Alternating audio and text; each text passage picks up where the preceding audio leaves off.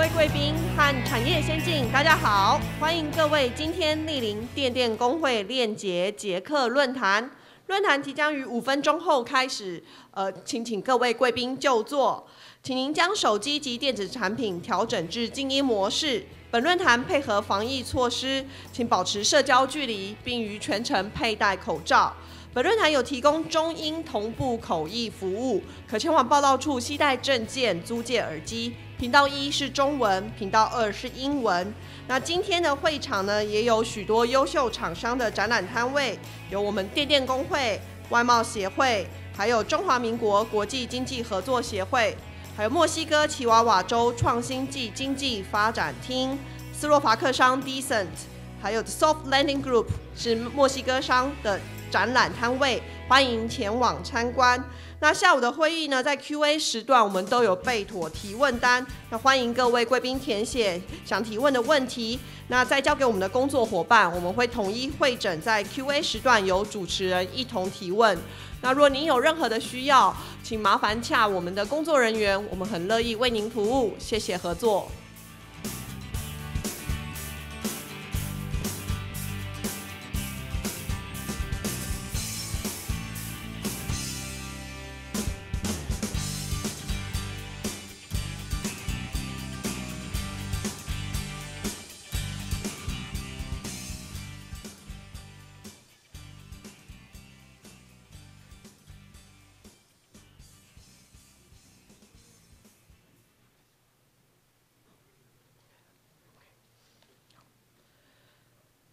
各位贵宾以及各位长官、产业先进，还有连线的贵宾，我们今年2020电电工会链结捷克论坛正式开始。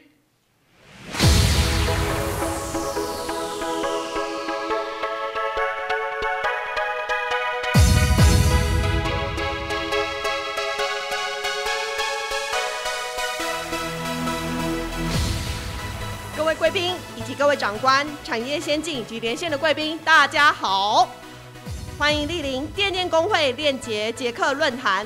今天呢，在我们的现场有许多重要的贵宾，同时也有远在捷克的贵宾与我们连线，一同参与论坛。首先呢，想为各位介绍今天莅临的现场贵宾，也请贵宾待会挥手致意即可。让我们一起来欢迎台湾区电机电子同业工会常务理事陈广忠理事，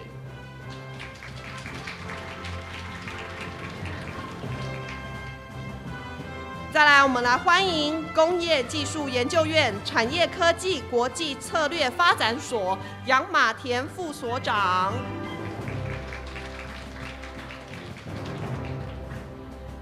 还有捷克经济文化办事处 Mr. Patrick Rumor 代表。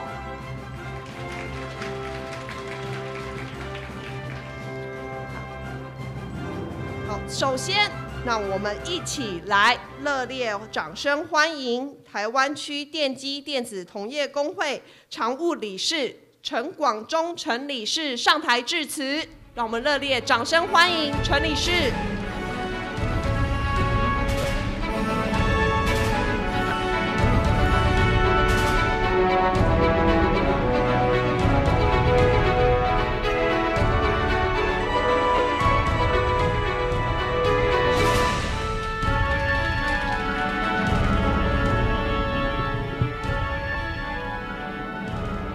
我们各位贵宾，各位业界先进先生女士，大家下午好。本人呢，仅代表台湾电机电子工业同业工会呢，热烈的欢迎各位先进参与2020台湾电电工会国际链结论坛的下午场，也就是捷克、斯洛伐克跟欧盟的这个分论坛。本会很荣幸的邀请到我国驻捷克的柯良瑞大使，还有呢驻斯洛伐克的李南阳大使，还有捷克驻台湾的代表 Mr. Patrick Rumor， 还有这个斯洛伐克驻台湾的代表 Mr. Martin Podastawik， 还有欧盟驻台湾的经贸办事处的副处长 Mr. Thomas Eugensen 等政府代表，特别为本论坛呢勉励，仅代表电电工会呢，对他们几位呢致上最诚挚的感谢之意。在捷克论坛的这个部分呢，本会呢情商工研院产科国际所的杨马田副所长来担任主持人。线上与谈人呢，包括本会的姐妹会捷克电电工会的理事 Mr. Jan Prox， 还有捷克台商会的会长 Mr. Pavel Davis， 还有伟创智通捷克厂的林耀辉总经理，将共同来探讨捷克市场的这个商机。在斯洛伐克论坛的部分，本会也请到了工研院产业服务中心王金岸业务总监来担任主持人。那线上与谈人呢，包括斯洛伐克投资暨贸易发展局跟台达电的代表，期盼能够从外国政府跟民间的观点，提供台商在拓展斯洛伐克市场的建言。亚洲的链接是欧盟论坛，本会呢也请到了研究欧洲市场多年的这个工研院谢良汉资深顾问，以工研院的角度分享台欧盟产业创新链的这个经验谈与欧盟市场的商机。最后将由电电工会林以专秘书长来报告未来1年电电工会在布局全球和国际链接的会员服务方面，我们做些什么事情。我期盼这次的论坛能为台湾的 ICT 的产业业者呢，能够提供全球布局的资讯，开启一个全新的营运思维，也诚挚的欢迎各界的业者呢加入电电工会，一起来共创我们2021的新局。谢谢大家的出席，谢谢。谢谢陈理事，麻烦您请留步。接下来是我们的合照留影时间，我们来欢迎 Mr. Patrick Ruman。This is our group photo time. Please step on the stage。还有杨马田副所长，以及王金岸业务总监，还有林以专秘书长，以及外交部欧洲司黄建章专委一同上台合影。微笑 ，smile and look at the camera. Cheese. Okay. Can we have a thumb up? Another one. Thumb up. Taiwan, thumb up. And the Czech Republic, thumb up.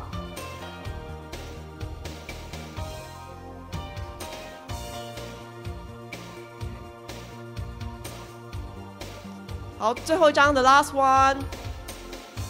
Cheers. OK, thank you very much. 谢谢各位长官和贵宾，请回座。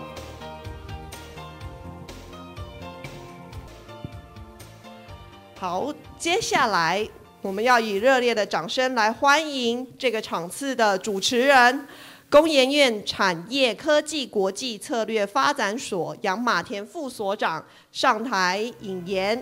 让我们以热烈的掌声来欢迎杨副所长。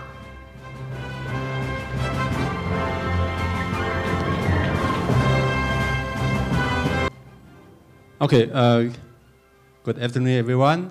It's my great honor to be your moderator for this Czech session in the 2020 TIMAS Global Networking Forum. Okay, this session, the topic will be the opportunity of Czech market. So later on, we will have the honor to invite the Taipei Economic and Cultural Office in Czech, okay, our ambassador, Ke Liang Rui, ambassador, to give an opening And then we also will have the honor to invite our Czech Economic and Cultural Office representative, okay, Mr. Patrick, also will give us 5 minutes opening.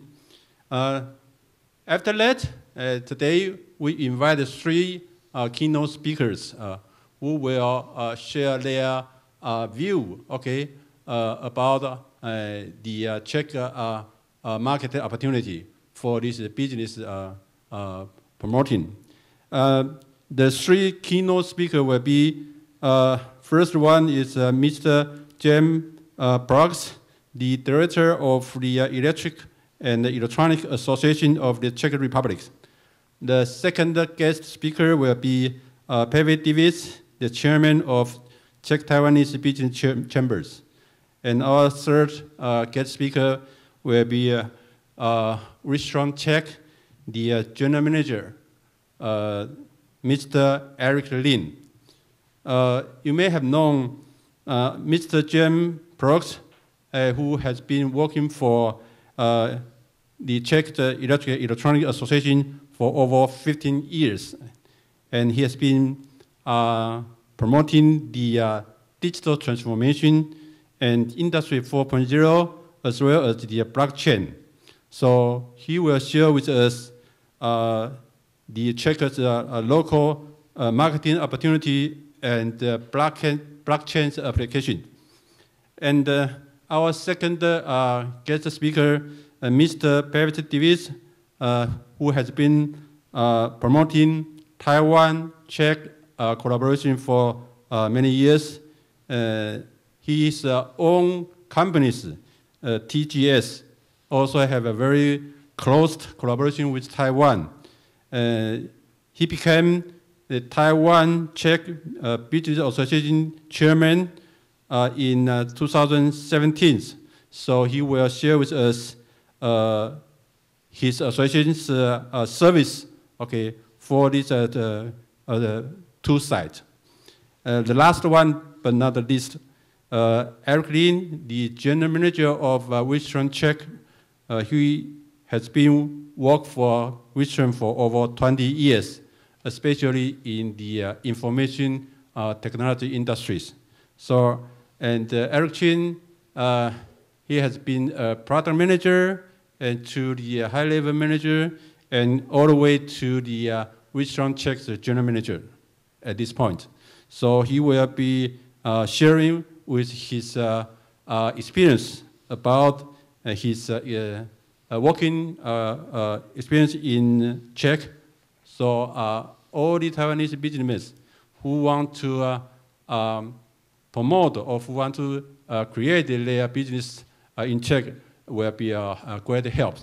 I know these 3 guest speakers will share a lot of information, so I hope all the audience or some audience online will get the fruit information for your future business creation. Okay? So now I would first like to invite the Taipei Cultural and Economic Office Czech, our ambassador, Ke Liang Rui, to give us an opening. Okay? 谢谢杨副所长。好，接下来我们来一起欢迎驻捷克代表处柯良瑞代表在捷克与我们连线。柯代表。Good afternoon, Mr. Chen Guangzhou, Deputy Director Yang Matian, and distinguished guests. It is both my pleasure and honor to participate in this TIMA Czech Forum of the 2020 TIMA Global Networking Forum. In this extraordinary year of 2020, when many parts of the world have come under threat of COVID-19, we find ourselves using more technology and digital application to communicate and to work out solutions, and even to promote business opportunity.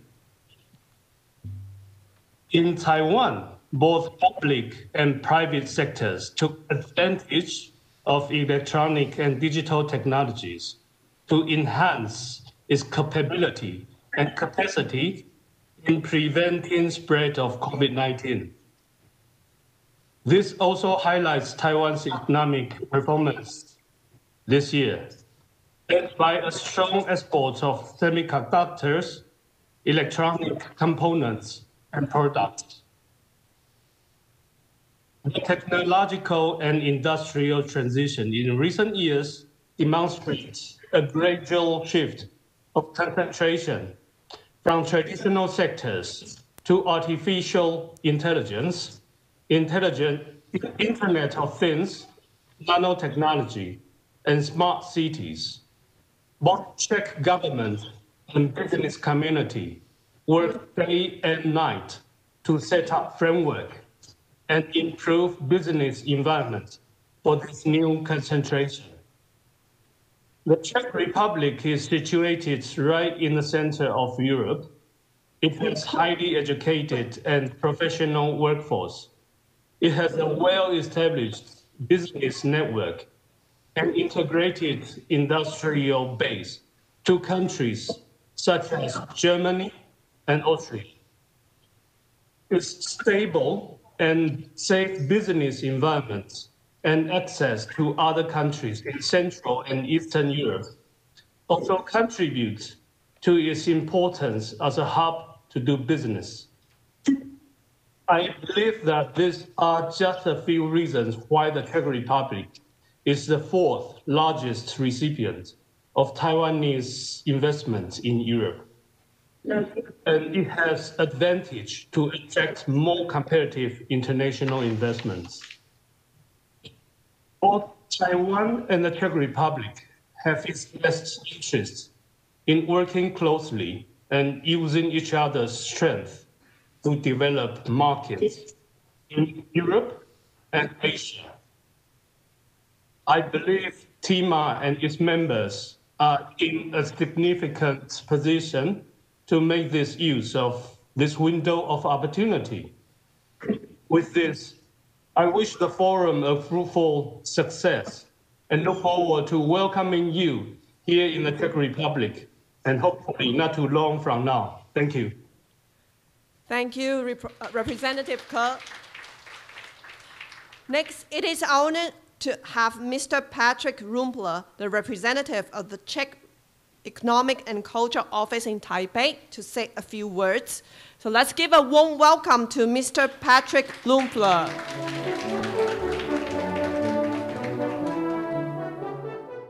Ladies and gentlemen, distinguished friends, good afternoon. I would like to use this opportunity to express my gratitude to TIMA for organizing today's forum and today's event. TIMA is a very important partner here in Taipei. During the visit of President of Senate to Taiwan in September, we had a very fruitful discussion with TIMA, and we voiced our support for their long-term cooperation with the Czech Electrical and Electronic Association of the Czech Republic. And we hope that when the COVID situation allows, TIMA and their members will make a visit to the Czech Republic. They are more than welcome there. I would like to say that Taiwan and the Czech Republic, they are very important partners. Taiwan is the source of investments. It is the third largest Asian source of investments in the Czech Republic. And from the Taiwan point of view, the Czech Republic is the fourth largest destination of their investments. Taiwan created almost $1 billion investment, and they created around 20,000 workplaces. We have a trade account which accounts to, let's say, $1.4 billion with a huge deficit on the Czech side. And that's the reason why we support the Czech companies and take part in these events, to ask them and to support them to invest and export more to the Taiwanese market. I will follow on the words of Representative Ke, and I will add that the Czech Republic is really a very strategically positioned country with a very skillful workforce. It is a country with a favorable favorable business environment and investment environment, it's high-tech manufacturing technology. Together with advanced research, they create a unique business opportunity which creates and fosters innovation and excellence. And the Czech companies are very well known, or they have a reputation as reliable partners, and also as those who supply high-tech business, high-tech innovations, high-tech services, and high-tech goods. Thank you. So thank you very much once again for inviting me. In a few minutes, you will listen to Mr. Proksch and also to Mr. Petr Diviš. Those are gentlemen who are very experienced in doing business with Taiwan, and they will brief you more specifically than me. Thank you very much. Thank you, Mr. Romler. Without further ado, we are moving on to today's topic, business and marketing opportunity in the Czech Republic. We are delighted to invite 3 different speakers to share their insights with us. First, please join me to welcome Mr. John Proksch, Director of Electrical and Electronic Association of the Czech Republic, to share the presentation online. Hello, Mr. Proksch. Hello, good morning, good afternoon. Good afternoon, Taiwan, everyone. Just ask the host if you can see the beautiful city of Taipei and yes, Prague. we can see these 2 beautiful cities, Taipei and Prague.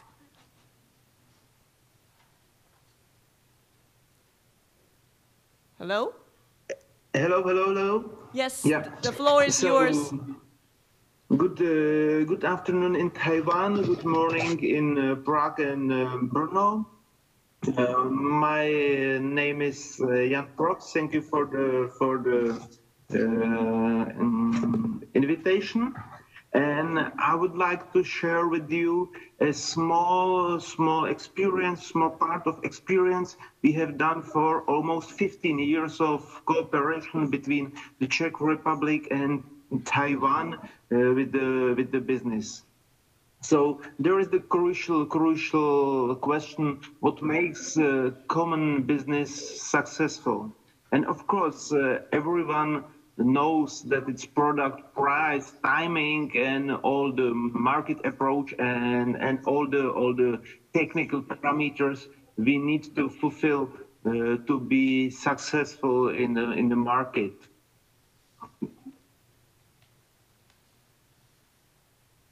But the crucial question is if it is enough, if we can add something more, what makes the situation really win-to-win, that both sides want and wish to repeat the business. And I'd like to share with you that the business is more than the money. And business is more about understanding each other, about partnership, about trust, and about sharing the same values. And if we can bring into the business, then the partnership can last, as in our case, for more than 15 years.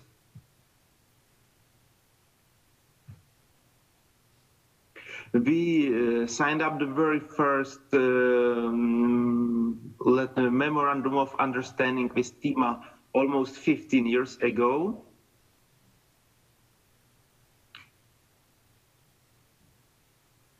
And in these 15 years, a lot of work was done, like a lot of projects, common visits, seminars, contacts, and contracts. And this is what we call a long-term partnership. As you heard from Ambassador Rumler, the most important fields in our common business exchange is electronic software. But here in the Czech Republic, we are very, very experienced in energetics, in electronic components, and other electronic related industries. As was already said, here in the Czech Republic, we are not only heart of the Europe and very good geographic hub for the Europe,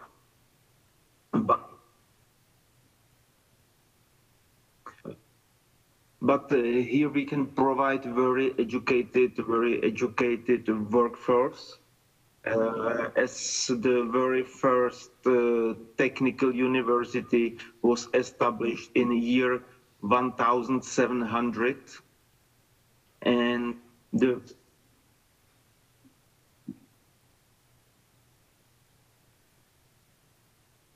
the first university, Charles University, was established in the year 1348. So,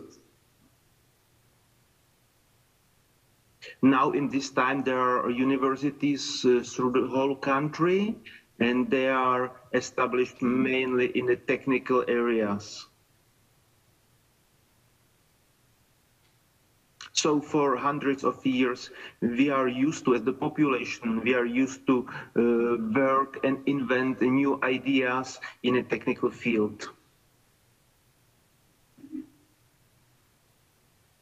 And for example, the very first electrical car in the world was invented here in the Czech Republic more than 100 years ago. But I don't want to speak about the history, I'd like to speak about future.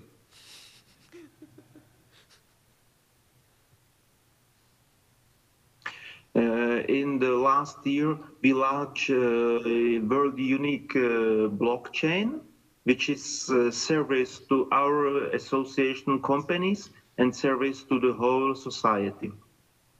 We completely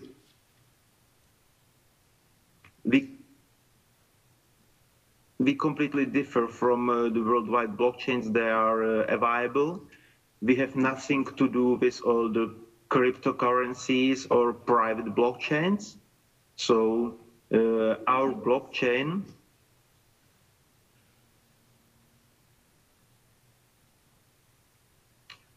is a public domain, and even the Czech Ministry of Industry and Trade joined this blockchain to support Czech entrepreneurs.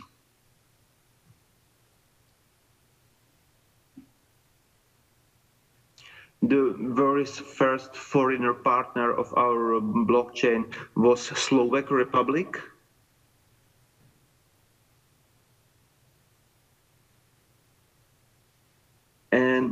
And the very first foreigner company which joined the blockchain, our blockchain, was Taiwanese company Advantech Corporation. So our solution is now fully adopted by Advantech. You can reach it with a device platform, and this is what I'd like to highlight. Here in the Czech Republic, there is a lot of small, medium enterprises which are focused on digital transformation, digital twins, Industry 4.0, and process analysis, and all this related stuff. So if we can see a little bit into the future, we believe that common cooperation is based on digital transformation and digital services provided together from both sides for the global business.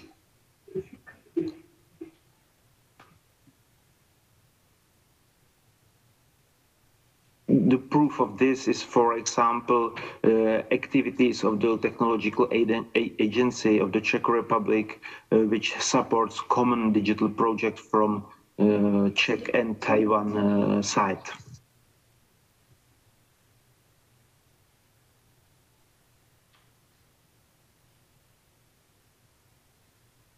Yeah. So, for example, with this digital bridge, as we call our blockchain, we can create strong confidential authority for proving digital ownership or ownership of digital entities.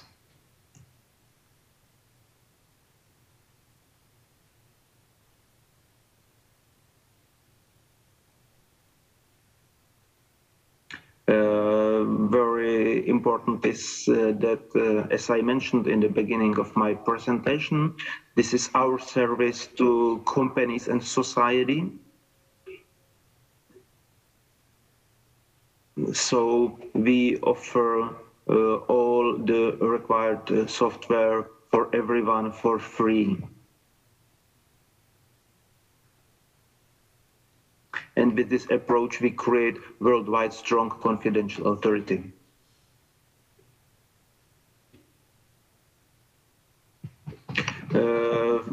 As we are seeking for the possible cooperation, here is one concrete offer. We are seeking for partners who can operate from the platform and who can widen the blockchain net into their countries.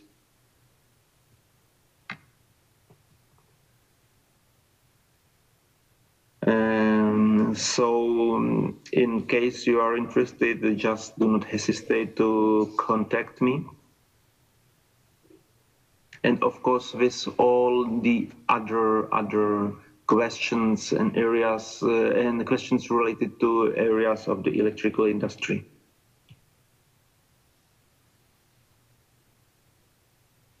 As I mentioned in very first slide of my presentation, I believe personally, very deeply believe that friendship is something you cannot buy. You can only get it by time and by the way how we behave. So understanding each other, partnership, trust, sharing the same values. This is a very important part of the business. And we are very happy that the business and relation to Taiwan isn't only one-shot business, but it's a long-term partnership. The future of this partnership we see in the digital services.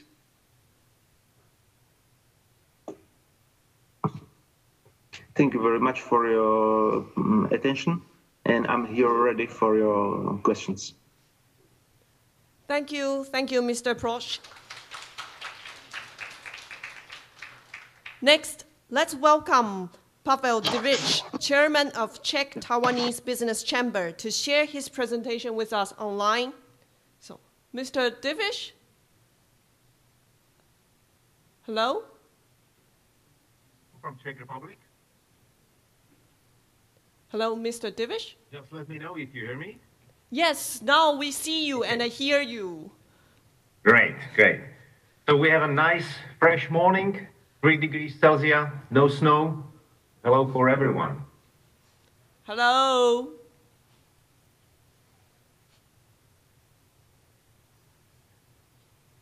I will talk on behalf of the Czech and Taiwanese business, and I will share with you a small presentation, very briefly.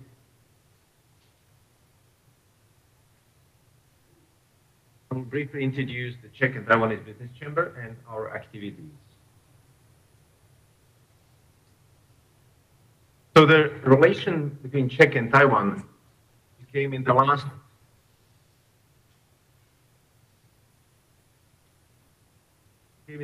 year quite dynamic because of our history in September, and also due to the changes in the worldwide supply chain affected our business as well.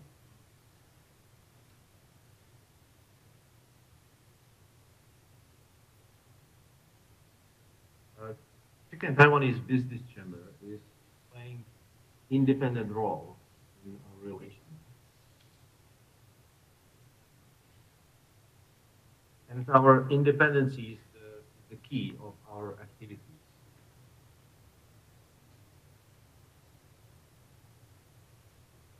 From the beginning, we are making the bridge between the companies. We are connected with them.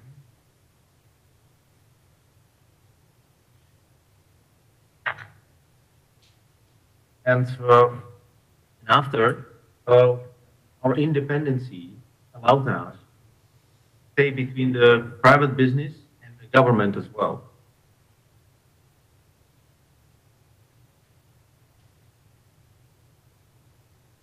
In the future, we would like to play a more important role for Chinese companies inside the Czech Republic as well, because we can see that they need to combine their voice with the Czech government.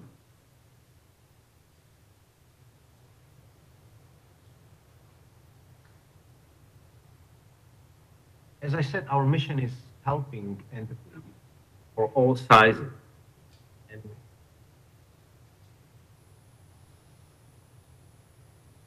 And what combine, or what is the similarity between Czech and Taiwanese market is that we are mostly made with SME. About 90% of the Czech and Taiwanese economy is made by SME, and also technologically oriented, technologically advanced. So that's allowed us to make a really sophisticated research on the market, and we are trying to combine the companies together to find the right partner.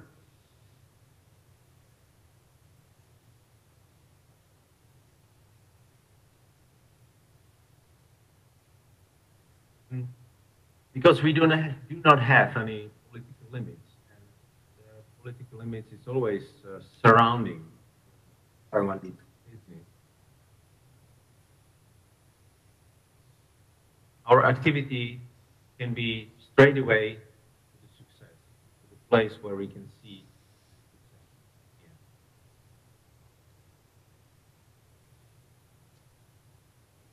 So a little bit about Prague.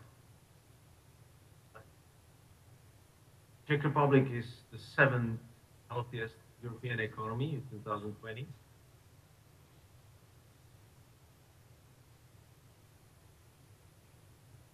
We will see after the COVID numbers came up, we will see the results.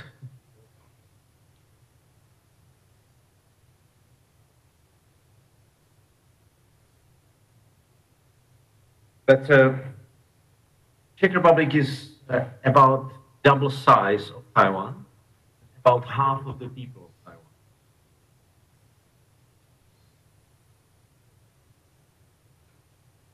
Taiwan is surrounded by a sea, and Czech Republic is surrounded by countries. The unique business environment in Europe is because if you make a circle around Czech Republic, you can reach more than 25 markets.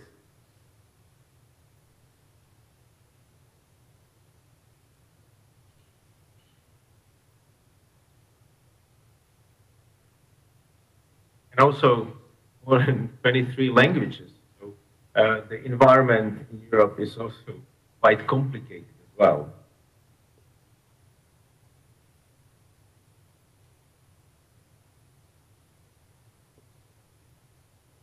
But it's a similar position. Someone from Czech Republic comes to Taiwan, he might have the same feeling. We need both sides. We need strong partners. That's why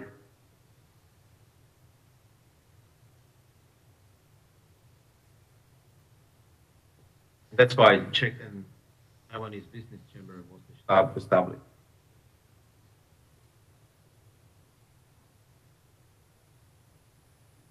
If we look at the ranking, Czech Republic became one of the leaders of the Central Europe. If you look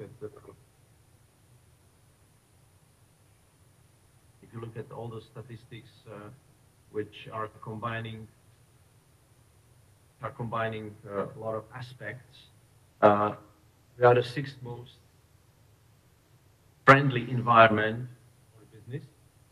Maybe Eric can confirm it or not.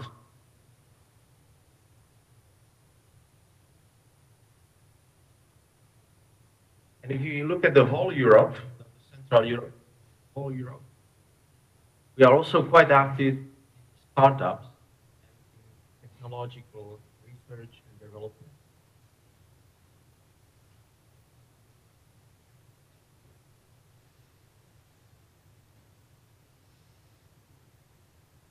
Also, one nice statistic, it's from the Deloitte ranking, and it's a top 50 rising tech star.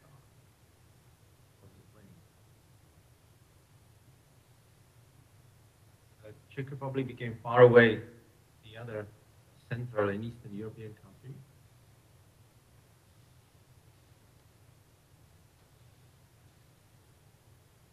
And that's what I really admire on Taiwanese economy, that we are such an innovative economy, an innovative country.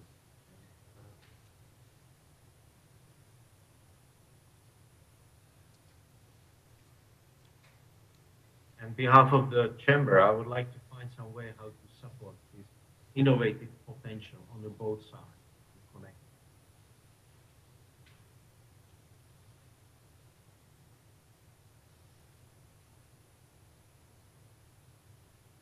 This is one of the statistics that shows the results between Czech and Taiwanese business.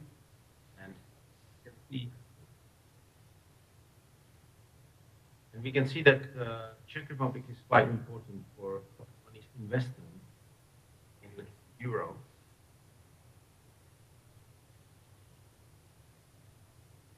This statistic is per capita, but if we turn it into the total numbers, Czech Republic and Germany just switch the position.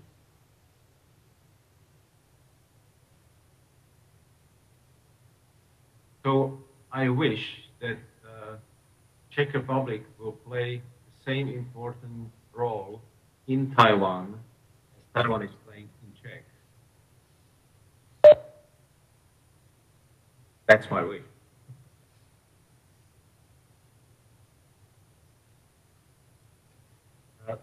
Some of the services I mentioned, I would like to talk to the public and to the business guys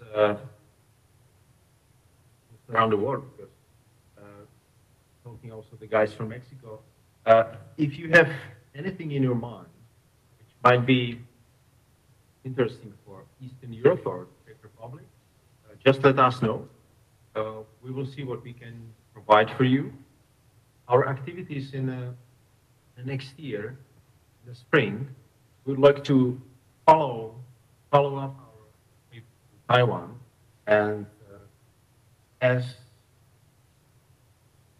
when the current team came over, can travel free to Taiwan, repeat our trip with business guys to Taiwan, and also we would like to invite business meetings from Taiwan in Prague.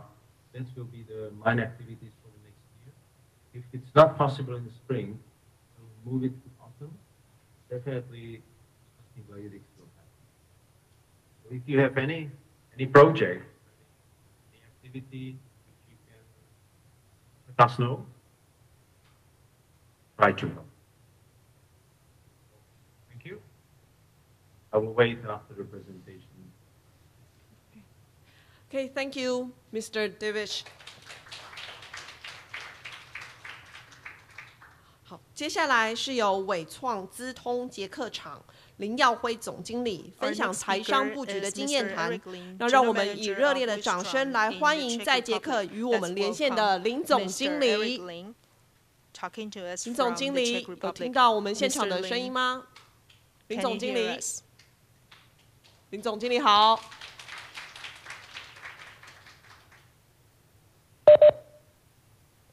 林总经理有听到我们的声音吗 ？OK， 我现在听到。OK。好，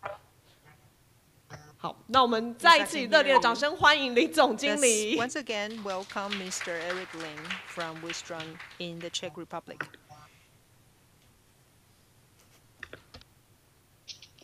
Okay. Good morning, Czech, and good afternoon, Taiwan. 各位大家好。好，林总经理好。OK， 那我今天就用中文的方式跟大家介绍一下伟创捷克在这边的过去几年来的布局的经验。The experience that we have in Wistrom, Czech Republic. OK， 我今天呢首先呢，我们刚刚有提到说捷克在它的面积基本上 The Czech Republic 它大概是台湾的2倍， is twice 人 as 口 large 大概 as 是Taiwan in area. However, the population is only half of Taiwan's. 那捷克的投资环境非常的好，包含它是 The Czech 的成 Republic 员， offers a very good investment environment. It is a member of the EU. 还有申根地区。OK， 那我今天呢，我想今天的主轴想要跟大家分享一下如何在这边建立新的公司，还有在这边的经营环境。The investment environment in the Czech Republic and how to set up a new company in the country. 那首先你可以看到这边是我们伟创捷克在这边目前的经营环境的方式，还有 How 呢 we operate here in the Czech Republic at Wistron. 那今天我会跟大家分享一下，如果要在捷克成立新的公司，从选址，还有它的经济状况，还有这边的税务，还有这边要如何在做 consideration, including taxation, choosing a site, etc. 那我会再跟大家分享一下伟创在这边已经有13年，那目前我们在这边的经营环境 with 状况。 Wistron in the Czech Republic for 13 years, and I'll also share with you some of the experiences that we have here. 好，首先呢，我们可以看一下，捷克真的是在整个欧洲的中心。 As you can see on this screen, Czech Republic is located in the heart of Europe.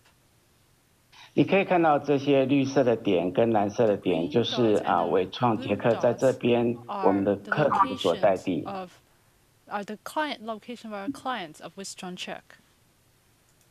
那这里有一个很重要的讯息，捷克是在中心，那我们的客人是在周围的国家。 And our clients are distributed around in the different countries around us. 那周围国家跨国界之间，它是一个 EU， 因为跨国界之间的交易 intrastate EU, so they have the so-called interstate transactions. 那这些跟 VAT 还有所有的税务，还有的整个供应链流程的设计是非常的重要的。 This is very important for these kinds of procedures. 所以呢，包含我们常常听到的所谓的三角贸易，或是VAT exempt， 这相关都跟整个供应链的设计，还有 supply chain 的设计都是非常 critical。 These are all very critical factors. OK， 那我今天再分享一下捷克这几年的经济非常的好。 The economic climate here in Czech, in the recent years, it has been doing very well. 虽然呢，今年因为 COVID-19 的原因呢，应该 Although due 会 to the 有一 pandemic, 个影 I 响， think we can expect that it will be affected. 但是呢，我想明年应该 But I think 2021 next year, 应该会 in 恢复。 2021, it will be able to recover. 那捷克它的 GDP 呢， In 它是 Czech, 在 the 欧盟的 GDP 整个平均值的92%。 It is 92% in the entire EU. 那从这边呢，我们看起来呢，从下一个捷克在这几年来，我 As you 们在 can 经营 see, 上 in the 面 recent 所面 years, 临 in 的 running a 最 business 主 in 要 Czech, 看到的是它的失业率是非常的低， you can see its unemployment rate is relatively low. 所以从台商或是所有的厂商 So 在这边 from 我们听 Taiwanese 到的 business or 员工， general manufacturing point of view, 所以呢，它的整个经营环境目 for 前的 the 人力市场 local，我们今 manufacturers, 年 they 有 do 稍 not 微 have 改 the 善 lack。of labor. Last year, we have seen an improvement in this area. OK，再来呢，我们刚刚提到整个 intrastate， 那这边呢还有一些，如果你要在这边成立新的生意 ，if we want to have new business transactions here， 其实有非常多的投资抵点，还有相关的 incentive 的 program of investment-related programs， 包含呢有许多的 program， 有欧盟的补助，还有捷克当局对于EU and also from the Czech government。这相关的，我们可以有很大的机会，在于新投资或是已经在这边的投资， very helpful for the new investments or the already existing businesses here in Czech Republic。好，那我想我今天我们花一点时间来介绍一下伟创捷克在这边的营运。Talk about how Wistron Czech operates over here。伟创捷克是在2007年在这边成立，那我们所在的位置是在波兰第二大城。in 2007 and it's located in the second largest city in Czech Republic。目前在这边的员工大约有500人。Currently, we employ about 500 people。那我不方便透露revenue 跟 customer， 不过这边可以看到目前我们在这边的一些照片。See, there are some photographs of what it looks like on site。那我们在这边经过这13年来呢，经历了的产品线。13 years, and we have been through quite a lot and accumulated a lot of experience。那目前我们主要的产品线是在 server 跟资料中心。are in servers and data centers。那整个管理系统都非常的完整，包含 CSR 与 management system。Including CSR and all the management systems are very comprehensive and complete。那再来呢，一个公司在这边其实要营运呢，其实从早期的setup阶段。那我们非常重要的是在 ESG 在这边营运的体现，还有 innovation。To understand the operating system and innovations。所以我们公司在这边这几年来，我们很强调整个 ESG， 还有 focus on ESG and also on innovations。那包含呢，刚刚所提到一些投资抵减，还有一些奖励的措施，其实在于绿能还有also some incentives. For example, in green energy, we have been working dedicated to it. 所以我们有一些相关的，这对于企业社会责任 ESG， 还有包含我们的经营层面都有帮助。And also CSR, they are also very beneficial. 那我用几张照片来跟大家说明，就是另外一个 to give an example of another 一个企业在这边经营最主要的价值还是来自于人。The main value of setting up a company over here, the value is on the people. 那我们目前呢，台湾我们在这边只有4位的派外同仁，主要的同仁都是来自于捷克的当地。employees over here. Most of our employees are locals. 所以我们现在以伟创捷克在这边一个大家庭，我们也融入了整个 community， 在芬兰地区、捷克地区，Most of our employees are locals, so basically we have integrated into the local community. 所以这里有非常多的 activity， 其实是展现在公司的企业社会责任。Activities are presented in our CSR. 包含呢，我们在这边其实有这几年来，我们每一年都有植树活动，这在 CDP 还有 ESG 上面都非常重要。Tree planting activities, this is also very important. 另外一个呢，我们有 charity 在慈善活动部分，我们鼓励员工整个家庭可以跟慈善机构合作。 bring their entire families to pitch in. 你可以看到我们对员工的照顾。 As you can see, we take good care of our employees. 那我们也定期在我们的生产线，我们提供了整个 community 的环境，整个 training 的环境。Community environment in our entire supply chain.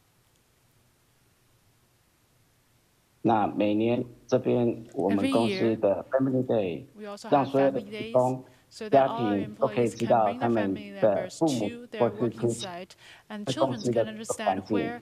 and how their parents work. 那当然了 ，year-end party 公司的尾牙，在这边的 Christmas party。We have Christmas parties. 公司同时提供Wisdom Clubs. 鼓励员工他们之间的交流。Our employees to interact with one another.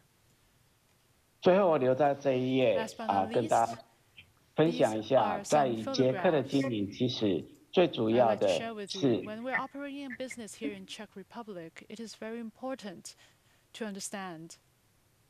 最主要的是文化之间的差异，其实我们应该要融入当地。Our cultures, we have to find a way to assimilate into the local culture. 那捷克的同仁其实非常非常多的创造力，我们应该要好好的让台湾与捷克之间的合作，其实可以创造非常好的环境。The collaboration between Taiwanese and Czech employees actually create a very good business environment.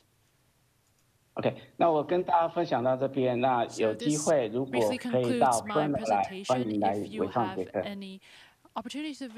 谢谢林总经理。接下来是我们的 Q&A 时段，让我们再次欢迎主持人工研院产业科技国际策略发展所杨马田副所长上台。那相信主持人现在手上已经有提问单了，待会儿会代为大家统一会诊，一起提问。谢谢。So they will be answered later on.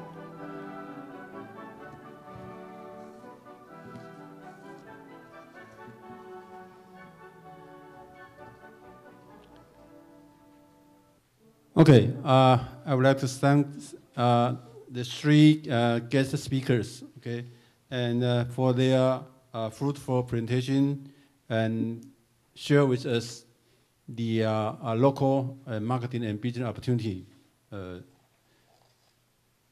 And from the presentation, we all know that Czech now is doing more business with Taiwan, and since it's a great location in the Central Europe as a bridge. I think it's for Taiwanese businessmen who wish to enhance their global presence, okay, either in Central Europe or in Europe, even for the global networking, okay?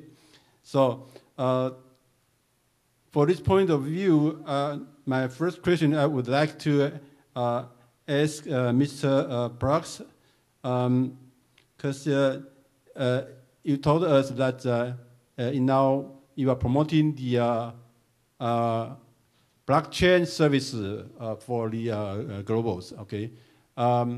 Also, you are seeking the partners in Asia. I'm wondering what is the status, or have you ever contact with any of the Taiwan's business partners? And because I think now our audience have a lot of businessmen who are dealing with the digital technology or digital transformations. Okay, maybe you could share more about your plan regarding your blockchain promoting in the global view. Mr. Pross, is that okay for you? Yeah. Thank you very much for the question. As you can see now from the picture I'm sharing now with you, we are completely ready to enter the Taiwanese market, and thanks to our cooperation with the company Advantech, we are also ready to enter the Chinese market, as you can see now. So we are in cooperation with Advantech, but it's only one of the companies, and we'd like to find more partners to widen our blockchain net. The topic is quite technical, so if there is a case interest, I would like to discuss it separately. However, the general idea is that we together create very big, strong, and wide blockchain net, which is public, which brings trust into the relations and into the digital documents. Okay, thank you very much.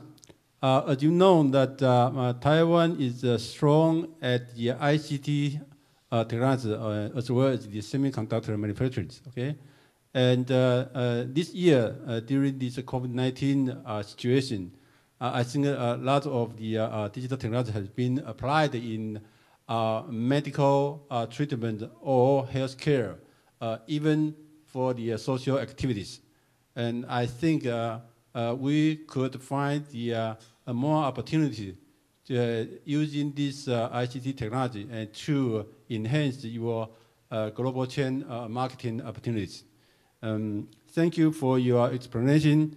We will discuss this later if the audience have the other questions. My next question will go to Mr. Pavel Davis. Okay? Since you have been the chairman of Czech Taiwanese business and have a lot of interaction with Taiwan businessmen, I think there's a very interesting culture between these two sides. Okay, would you share us with what is the most interesting point that you see? Maybe there's a differences between the two sides. Okay, but if you can point out and that let us more take care of this in the business point of view, so we can enhance our future collaboration opportunities. If any point that you see is very interesting and it is good for the business. It's not easy question to explain, but historically, we have the similarities are quite big. Our economies, our societies have to live under the hegemony of the big countries around. Mm-hmm.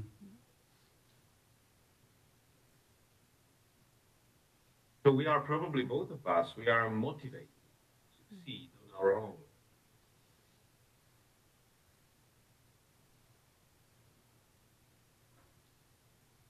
And that's probably brought us some kind of sympathy and understanding on the both sides from the ITs. And this sympathy is now slightly turning into business cooperation.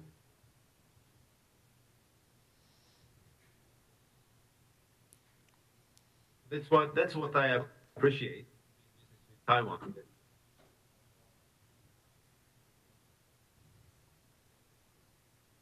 My feeling, if we are starting some project also with the companies when we came now in September, they're mostly new.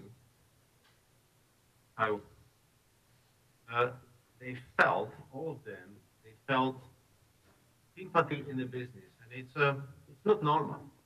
It's kind of unique. So I really appreciate that, and I will support it as much as possible.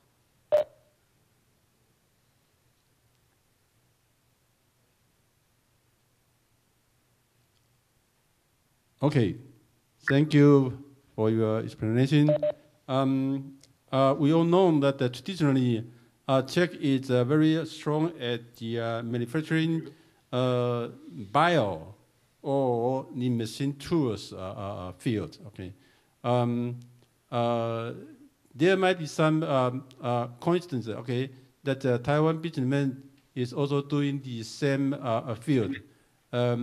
In this year's COVID-19, I was wondering, have you ever think about the integrated technology or the integrated field collaboration?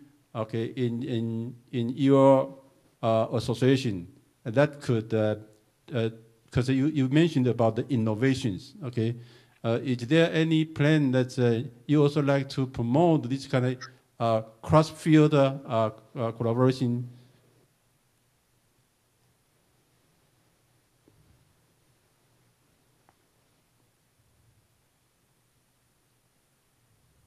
sorry, I lost the connection for half of the minute.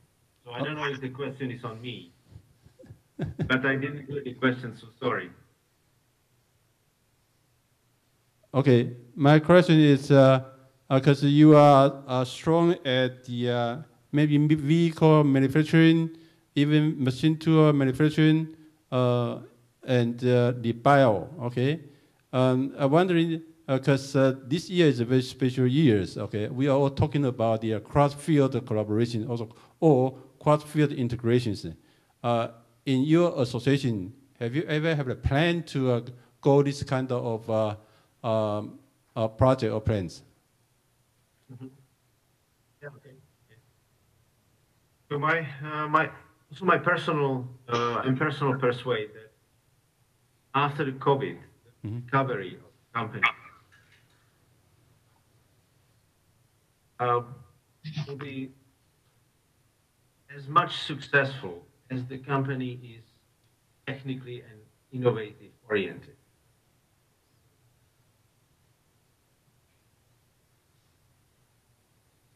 If the company is oriented only for the production and repeating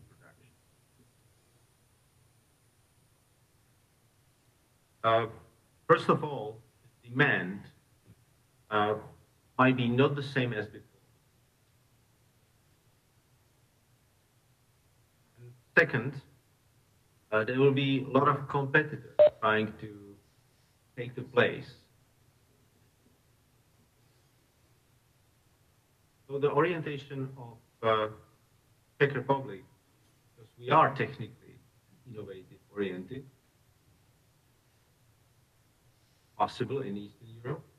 So I think this is the key of success after the COVID for recovery. Mm-hmm.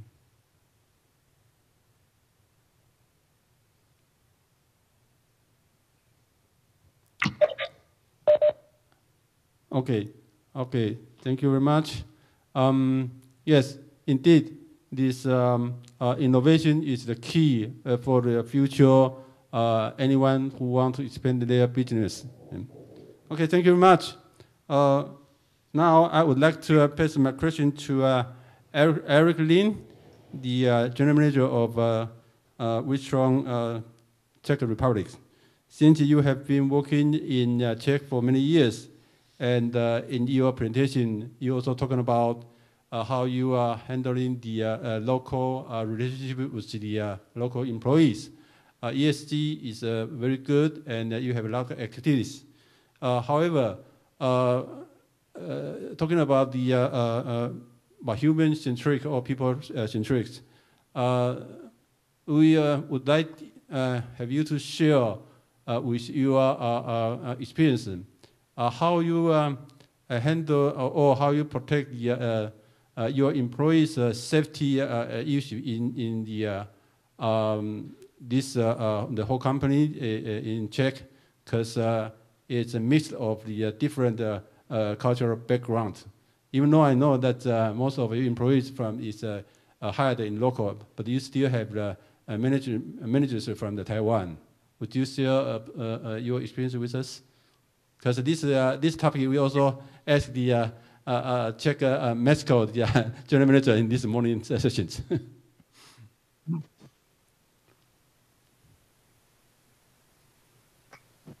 Okay, I will speak in English to answer these questions. Mm-hmm.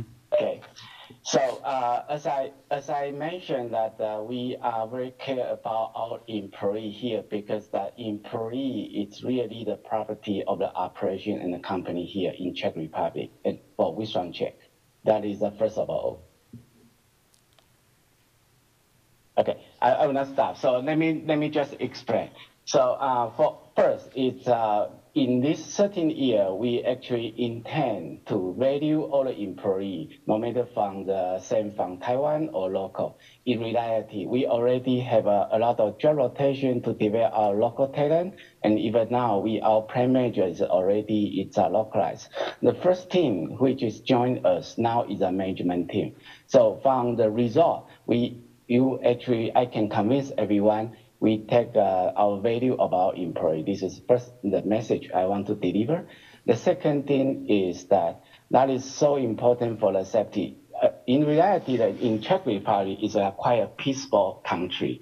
There are not so many the violation or something others. So, but at the same time, we actually apply a lot of health and safety policy, including all the requirements from the law, from the regulation, and from the auditor. At the same time, we apply many prevention for the healthy day. Actually, I can show one slide which can convince everyone understanding how much we care about our employee. From the slide here, you can understand.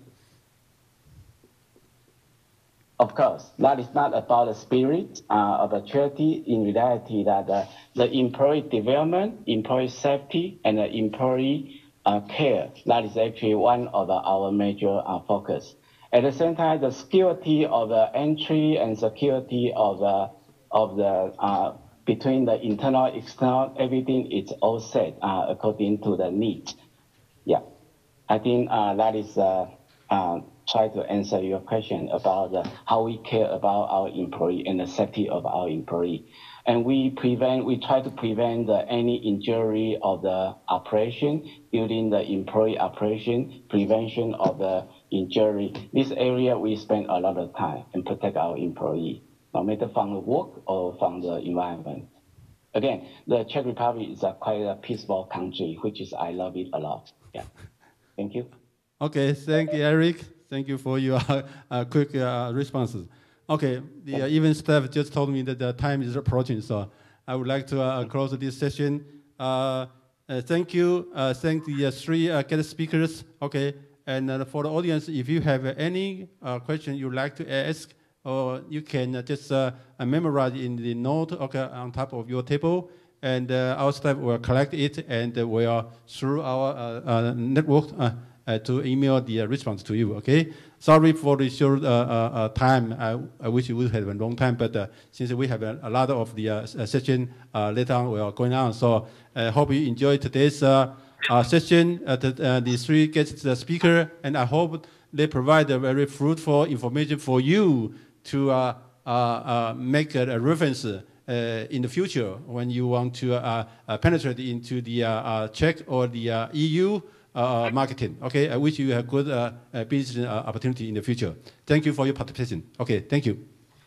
Thank you, moderator, and all the panelists online.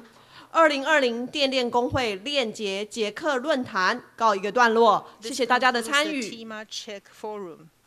Thank you all for your participation. 好，各位贵宾以及各位长官、产业先进，还有连线的贵宾，大家好！欢迎莅临电电工会链接斯洛伐克论坛。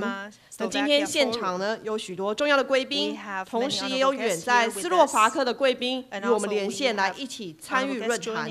那首先呢，我们还是要先介绍一下今天莅临现场的贵宾，也请贵宾待会挥手致意即可。让我们先来欢迎工业技术研究院产业服务中心王金岸业务总监，请王金岸总监王总监与我们挥手致意。Okay. Next, I would like to present all of you Mr. Martin Postlawek, the representative of Slovak Economic and Cultural Office in Taipei. Please wave your hands and greet all the audiences on site.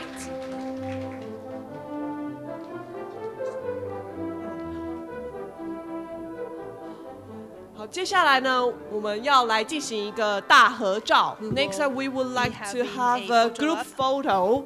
I would like to welcome the representative of the Slovak Economic and Cultural Office in Taipei, Mr. Martin Postlawek, and 杨马田副所长，还有王金岸业务总监以及林以专副秘书长再次上台，还有外交部的黄专维再次上台与我们的斯洛伐克代表一起大合照。Please take your mask just for this beautiful photo for the moment. 好，来，3、2、1 ，Cheers！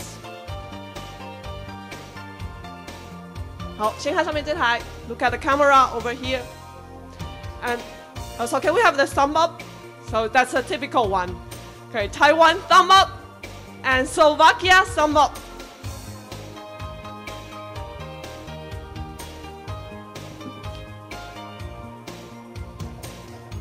Okay, thank you so much. 感谢各位长官。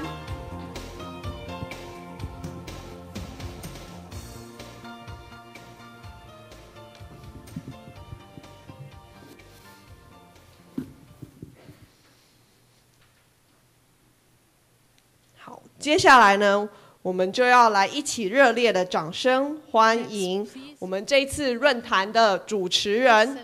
工业技术研究院产业服务中心王金岸业务总监王总监上台致辞。让我们热烈掌声欢迎王总监。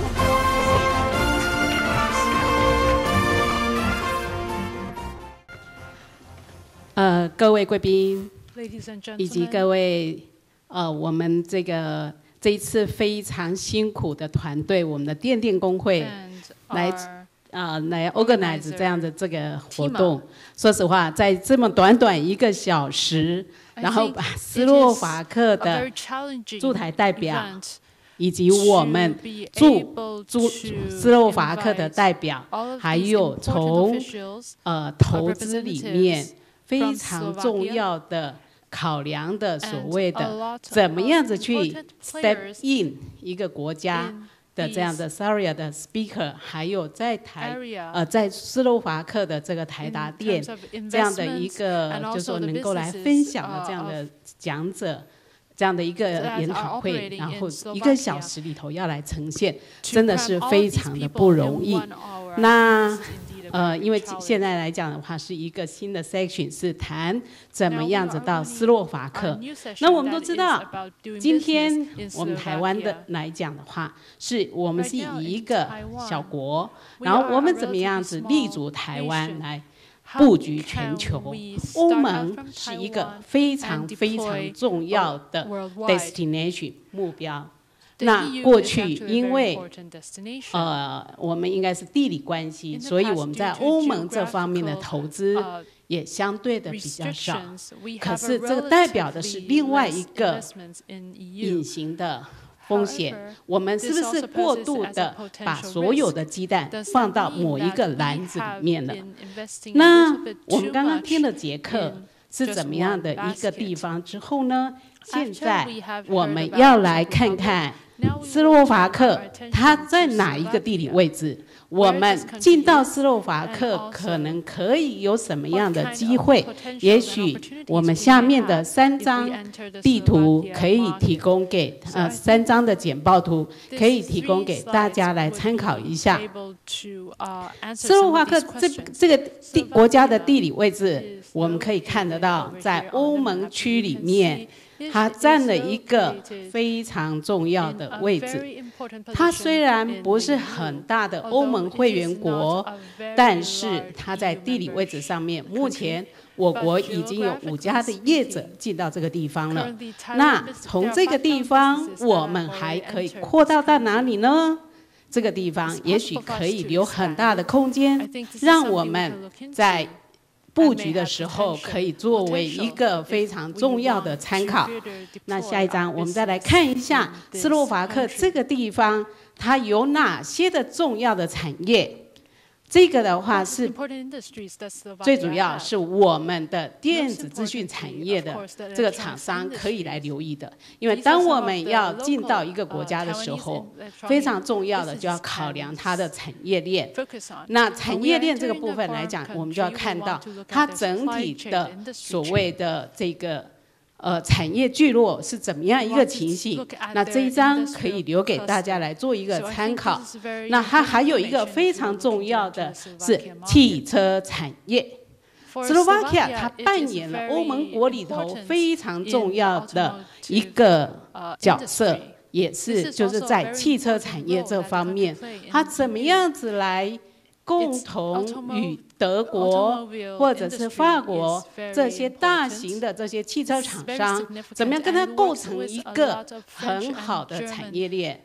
那我国这些，尤其像我们的 machine tool 的厂商，或者我们的 ICT 的厂商，怎么样子跟他们这个产业的链接？我想今天我就不要花太多的时间，我们把时间交给我们的李代表，还有我们的那个驻台的斯洛伐克的代表，还有斯洛伐克的贵宾以及 Delta 来现身来说明。我相信今天在斯洛伐克这个 section 会带给大家一个非常非常满意的这样的一个怎么样子进到这个地方，怎么样子来投资，因为我们请到了从法务面的、从 HR 面的人、从经营面的人。来提供给大家来参考，谢谢。谢谢王总监的引言。Thank you, Ms. Wang. 接下来，让我们一起来欢迎驻斯洛伐克代表处李南洋代表在斯洛伐克与我们连线致辞。李代表，听得见吗？好，现在我们有听到您的声音了。Yes, we can hear you now. 好，谢谢。Thank you. 李理事长。郭达文代表、王业务总监、各位贵宾、各位企业先进和各位先生女士，大家好。今天很荣幸有机会受邀在电电工会举办的国际链结论坛能够致辞，感到非常的荣幸。我想大家今天也经过了一整天的会议，在这个时候有些累了。那我想跟大家分享一下一个我个人的一个小故事，让大家在。Personal anecdote with you. 我原来在2010年的时候在爱尔兰担任代表。I was stationed in Ireland. 那我在返国述职的时候呢，循例要去拜会我们的次长跟部长。Of course, after I returned to Taiwan, I had to visit our ministers and deputy ministers. 那我在拜会次长的时候，他跟我说 ，When I visited the deputy minister, he told me that 要给我一个非常重要的任务。he wanted to give me a very important mission. 在拜会部长的时候，他会跟我讲。Later on, when I was visiting a minister, he will tell me what it was. 所以我在拜会部长的时候，他跟我说 minister, he said 要派我去斯洛伐克。He will send me to Slovakia. 因为我们在那边有非常多的投资 ，because we have lots of investments in Slovakia. 希望我能够在那边能够再开创一些新局。I would be able to establish new, extend what we already have over there. 那我下来的时候，出来的时候，真的心里非常的忐忑不安。After I left the minister's office, I was very unsettled. 因为我不知道斯洛伐克到底在哪里。I had no idea where Slovakia was. 我想就跟现场的这个观众一样。我想在刚刚王业务总监介绍之前，对斯洛伐克了解不见得多。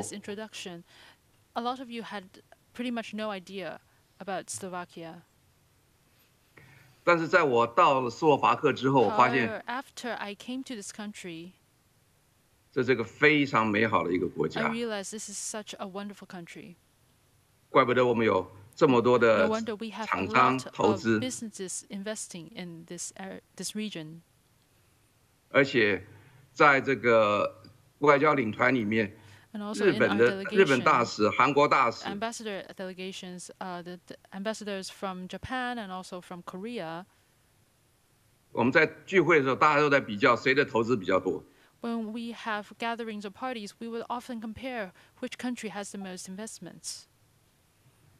在那个时候，我真的很高兴，我们是 At that time, I was very proud that Taiwan ranks #1. 在2010年。That was the year 2010. 就像刚才王理事长， Just as 王业务总监 mentioned, 斯洛伐克是在中欧非常重要的一个地位。Slovakia is a very important role in Central Europe.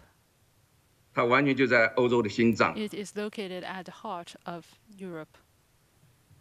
它使用欧元。It uses the euro. The currency is euro. 也是欧盟的一员。And is also a EU member. 所以在这边经商来讲， So if you are doing business over here, 比其他的这个中欧的国家来说更方便。easier and more convenient than doing business in other Central European countries. 那么，为了方便我们台商在这边投资呢， To make it more easier for Taiwanese companies to invest in Slovakia. 所以我在第一任的时候，在这边，我们签了避免双重课税协定。We signed the agreement to avoid double taxation. 那这个非常不容易签的一个协定。It is a very unique agreement that is very difficult to be established. 但是，为了能够让我们的这个厂商在投资斯洛伐克能有更多的优惠条件。Our businesses who are investing in Slovakia to have more of an advantage. 所以我们还是克服万难把它签出来了。We still figure out a way to actually finalize and sign it. 但是这也显示出来，斯洛伐克政府 This also shows that the Slovakia government 想要跟我们共同来发展的一个决心。Jointly develop our interactions with us. 另外，我们为了方便台商到这边来投资，也跟 to make it more easier for Taiwanese companies to come to Slovakia to invest. 我们也跟斯洛伐克签了免试互换驾照。The agreement that allows the Taiwanese citizens they do not have to go through a license exam over the driver's license exam over there in Slovakia. 所以对台商来这边投资来说，第一步进来。So for the Taiwanese businesses that are investing in Slovakia, the first step that they face 就比较方便 is that they have a more convenient way of entering and living in the country. 那么我们跟斯洛伐克的经济部还有它的投资贸易局 investment and economic agencies here in Slovakia's government. 所以对协助台商来讲也非常的方便。So we can offer a lot of assistance to the Taiwanese companies coming into Slovakia. 我想台商来投资一定在考虑到 I think when Taiwanese enterprises are coming over here to invest, they would think about the 就是政治的这个平稳度 ，political stability. The political stability over there. 那么台湾跟斯洛伐克的关系非常的密切友好。Taiwan is very friendly with Slovakia. 我们共享民主的价值。We also share the democratic values. 那么四国的新政府呢，也亲美跟欧盟。is also very friendly with EU and the US. 那么他们也在积极推动国家的发展。Actively promoting developments in their country. 从各方面来看 ，From various angles. 这是我第二次到斯洛伐克来服务。This is my second term here as a representative in Slovakia. 整个国家比我在第一次来的时候。During my second term, I see this country has grown a lot since my first term. 不管在经济、在树滩、在 in terms of economic development and also fighting anti-corruption acts. 各方面都可以作为中欧各国的一个表率。It can serve as a role model for many different countries in Central Europe. 这个情况让我想到我们在80年代台湾在发展的情况。This also reminded me of Taiwan's developments in the 80s. 那么斯洛伐克基本上它的产值最高的前5项产业是汽车。The 5 largest industries in Slovakia are automobiles, 电机电子 electronics, 金属加工 metal processing, 机械 machinery, 石化 and petrochemicals. 正如王业务总监刚刚所说的，他的汽车业 Director Wang had mentioned the automobile industry. 汽车业是最重要的产业，而且经济发展的主导力量。Important industry and the powerhouse of the nation's economy. 在2019年，它的生产超过110万辆汽车。In 2019, the country made more than 1.1 million cars. 平均每1000人生产202辆汽车，维持世界第1名。An average of 202 cars per 1,000 people, maintaining its place as the world's #1 producer. 所以我认为，我们的汽车零组件应该可以到这边来发展。Our automobile components industries can have a very bright future over here in Slovakia. 那么目前在斯洛伐克投资的台商有5家。Currently, there are 5 Taiwanese companies investing in Slovakia. 包括台达电、友达电、鸿海 ，including Foxconn, Delta, Darwin Precision, and Delta Electronics, AUO, Foxconn, and Precision. The total investment 总共的投资额大概有3亿100万欧元。has reached 301 million euros. 它雇佣大概有3400位的员工。And has employed approximately 3,400 people. 那么我们今年有一个新的在这个回收的厂商到斯洛伐克来投资。Taiwan Invest Recycling Company. 那么 Aklumi， 那么他们的投资量大概在12亿欧元，1200万欧元。About 12 million euros. 所以在斯洛伐克的投资来说，目前 So in terms of investments in Slovakia, 目前资方是在比较鼓励朝高科技和策略性的产业来发展。Government is encouraging development in high tech. 还有策略性的产业。And also strategic industries. 那么我们也协声欢迎电电工会明年能够组团能够到这边来访问。那我会尽力来协助。And I will do my best to help you. 那么最后我想说的是，来斯洛伐克投资未必是最好的投资。If you invest in Slovakia, perhaps it's not the best investment. 但它绝对不会是一个失败的投资。But it will definitely not be a failure.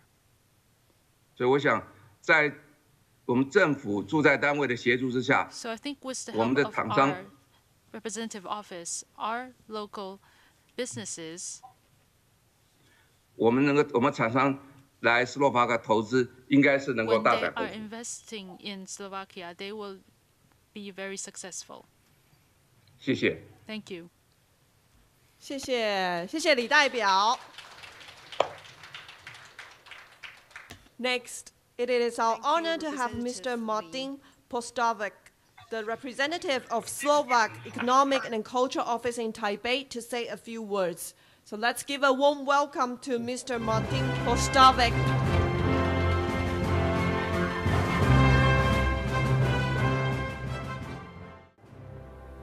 Dear guests, I really very, very highly appreciate that you spend your time here with us, that you have an interest to learn more about not only Slovakia, but Central Europe and the European Union. It's some kind of symbolic that both flags of Slovakia and the European Union are just next to each other. What we have as one of the Central European Union in common, of the Central Europe and in common with the European Union, is that we are a part of Schengen era and we pay with euro currency. And this is very important to know. You are businessmen. You are people who are visionaries, who just don't want to make profit. Of course, it's the most important. But you also are giving visions. How you can make profit, how you can be in advance to others. to your competition. That's why you are sitting here, and that's why I'm very thankful to you that you are listening to us, to all of us. Slovakia, why I mentioned Euro and Schengen. Schengen, it's open, free room. So if you go to Slovakia, you are within the European Union. If you invest in Slovakia or you do something common with the Slovak companies, then you can also ask for the European Union grants given to Slovakia, which is very, very interesting also for your company. And you pay euro. This is a difference. I have to say this is a difference from the Czech Republic or Poland, that they have their own currencies, Hungary as well. But Slovakia, if you go to Vienna, to the Vienna airport, and then 50 kilometers to my capital city, Bratislava, you don't need to change the currency. It's the same. And we have something very much in common. I'm sorry that I'm starting not officially and not according to the paper. I will read you that as well. But this is very important to know that Slovakia and Taiwan, they have, both of them, they are very rational style of thinking of people. Very rational. Very well educated in technical areas. So they understand each other. When Ambassador David Lee in Bratislava mentioned that there has already in 2010 been huge Taiwanese companies' investments, they knew why they are going to Slovakia. They didn't come to give us something. They wanted to get. And you can ask them if they are successful or not after a decade of staying and working and having profits in my country. Dear guests, I would like to appreciate and thank Mr. Richard Lee, Chairman of TIMA, for arranging this event, Global Networking Forum. I wish to greet also the participants in Slovakia, including Ambassador David Lee of Taipei Representative Office in Bratislava. As a representative of the Slovak Economic and Cultural Office here in Taiwan, I should give you some introduction to the success of Slovakia in economic field and our excellent performance in opening the doors to Taiwanese capital. But talking to you about statistics and data at this uncertain world with pandemic situation seems to me a bit tricky. What really matters is an expertise and experience of Taiwanese companies already present in Slovakia. If you are serious about opening the business in Slovakia, the best address to visit and to find out the real situation in my country is to approach representatives of the biggest Taiwanese investors, as mentioned already, Delta Electronics with Eltec, Foxconn Honhai, AU Optronics, Darwin Precision or Green Group. These companies contributed to the fact that Taiwan has been for a decade the second largest Asian investor in Slovakia after South Korea and followed by Japan. I am very delighted that 3 deputies of Delta Electronics in Slovakia will be with us today and will share their own experiences. This is the most important. Always when someone asks me, okay, why I should go to Slovakia? What will you tell me nice? How can I get money back? I am always saying, please, you have an example already there. Ask them, ask your Taiwanese. They will tell you not just cream on the cake. They will tell you the truth. And the truth is that they have been in Slovakia for many years and they have been making profits. That's the response.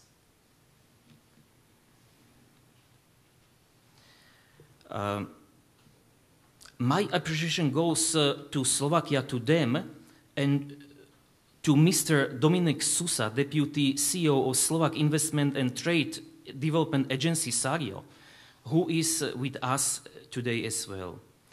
I am also delighted to inform you that here at this event in Taipei is present the Slovak high-tech company Decent.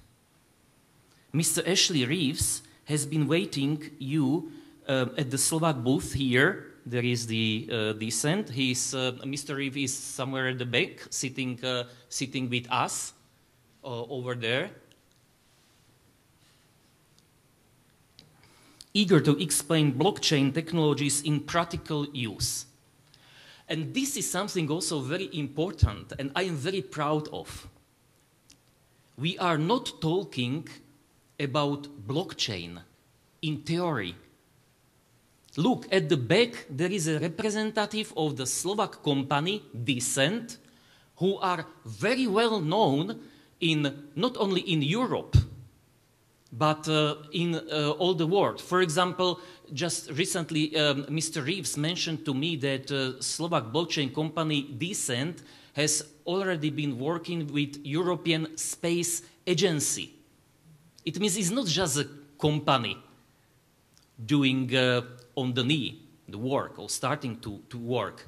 They have success and they are here, they are present here in Taiwan. I would be so happy if I could see you sitting here next year in Bratislava. The Slovak Economic and Cultural Office in Taipei, Taiwan, is widely open to all of you. We are prepared to provide tailored and detailed information on investment opportunities and legal or practical topics concerned with your presence in Slovakia. I brought this iPhone with myself. You know why? Because iPhone, Taiwan is hidden here. That's very funny. Yes. Or everywhere in the world, maybe even you don't know that the bicycle chains on bicycles from Argentina, Mexico, till Slovakia, mostly of them are done by Taiwanese companies, Taiwan. But they are hidden. Not so many people know, oh, that's the US. It's Taiwan. Many of that. And similarly, Slovakia. To understand Slovakia, if you drive Porsche Cayenne or Volkswagen Touareg car here in Taipei, that's made in Slovakia. Not made, of course, it's made in Germany. But it's the Slovaks. And again, I don't want to say how Slovakia is fantastic and beautiful to make money. But you know, Range Rover opened its second only factory in Europe after United Kingdom in Slovakia recently. You can ask why? Why they didn't choose another European Union countries? Why they came to Slovakia? If you say, okay, salaries are higher or not such good incentives like in some Eastern European countries, you can ask them why they finally chose Slovakia.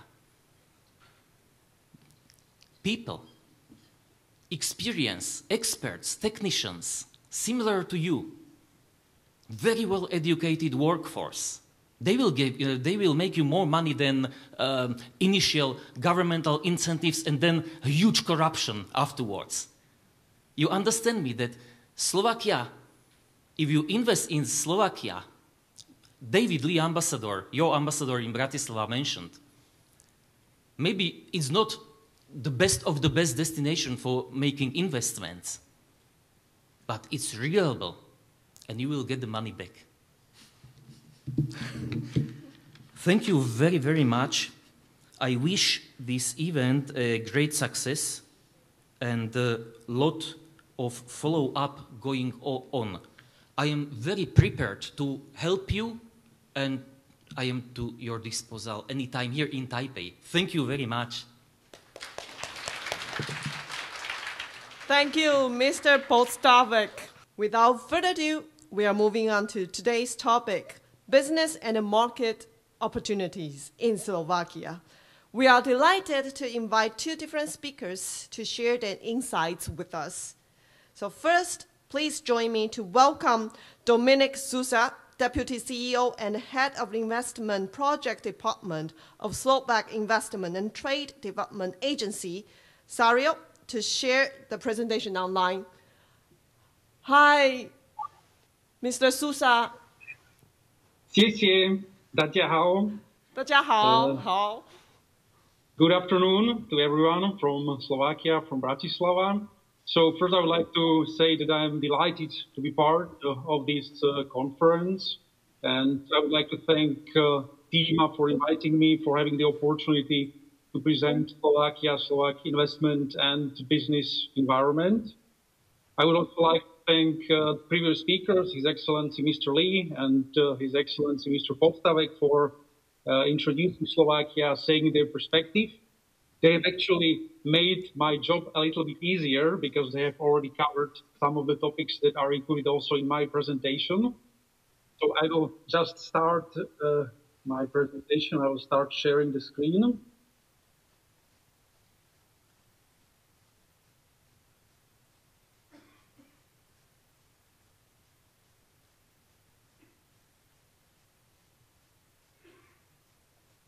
Okay, so let's get started. So where our job is a little bit more difficult than, for example, colleagues from other countries is, as Mr. Lee has pointed out, we are less known than other countries in Central Europe. So I have adjusted my presentation and I would like to accommodate both cases. So for those of you which are already acquainted with Slovakia, as well as for those of you which have more general information about Slovakia. What I would like to cover in my presentation also is not only the well-developed sectors in Slovakia, which electric and electronic sectors is one part of them, but also I would like to focus on those sectors which are not very often associated with Slovakia, but there are many investment and business opportunities here in Slovakia. I always like to start with evidence, so showing to you success stories from Taiwan, which already had decided to invest in Slovakia, because this clearly proves the attractiveness and business friendliness of Slovak investment and business environment. Maybe what I would like to add, what was previously said, is that the main Taiwanese investors, which you can see on this slide, are all from electrical and electronics industry. After my presentation, Mr. Budaj from Delta Electronics, he will share their story, their company, they will introduce their company.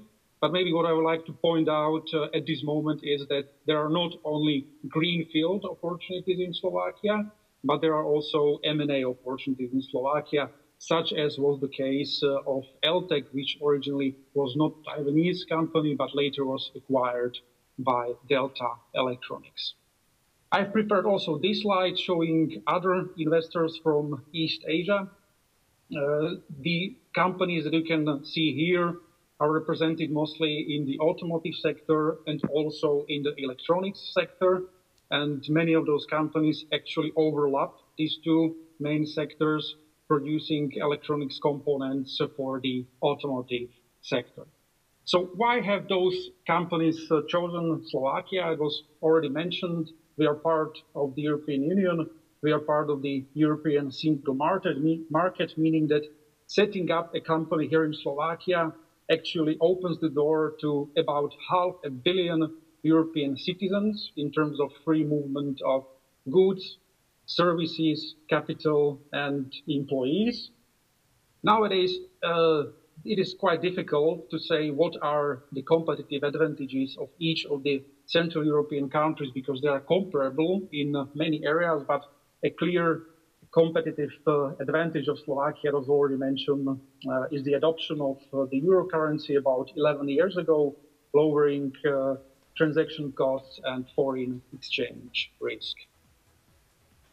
As Mr. Podstavek said, it is important for you to think long-term, and for strategic planning for investments with economic life of more than 10 years, what is important is macroeconomic stability. And what you can see on this slide are the results of Slovak fiscal policies, which can be characterized as responsible and sustainable. We have very low public indebtedness, and this shows in one of the best country credit ratings in this region, so this is one of the also advantages. Hand in hand comes also political stability in Slovakia. The Slovak government is clearly pro-European, which is not always the case when we are talking about the Central European region. The biggest asset of Slovakia, of course, are the Slovak people, the Slovak workforce. They are skilled, they are hardworking, they are loyal, and from the economic point of view, they are also productive.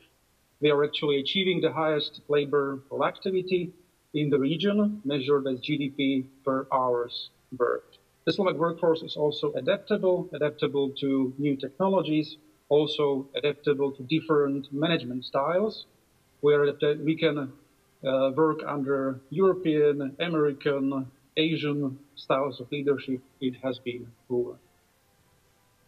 Slovakia is also a significant market for robotization and Industry 4.0 solutions.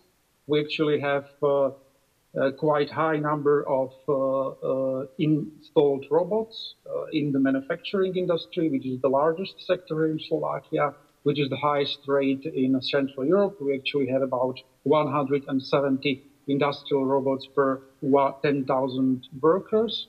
And what could be actually a common topic or area of cooperation between Slovakia and Taiwan are Industry 4.0 topics, because measures and investments in this area are being implemented all over the country.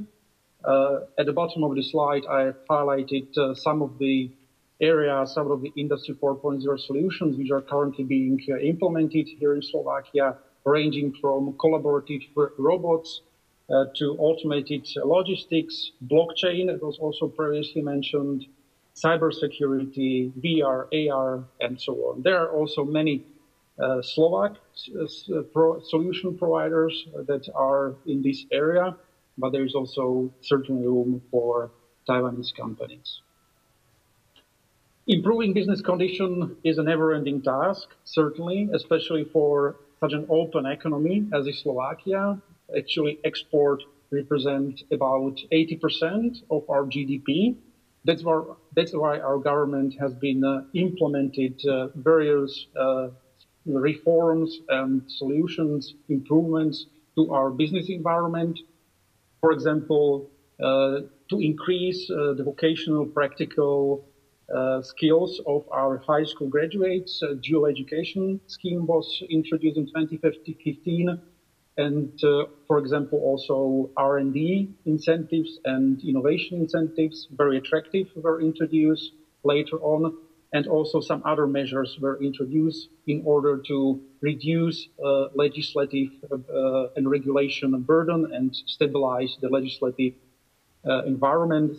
The well-known rules such as 1 year, 1 rules principle, or 1 in, 2 out.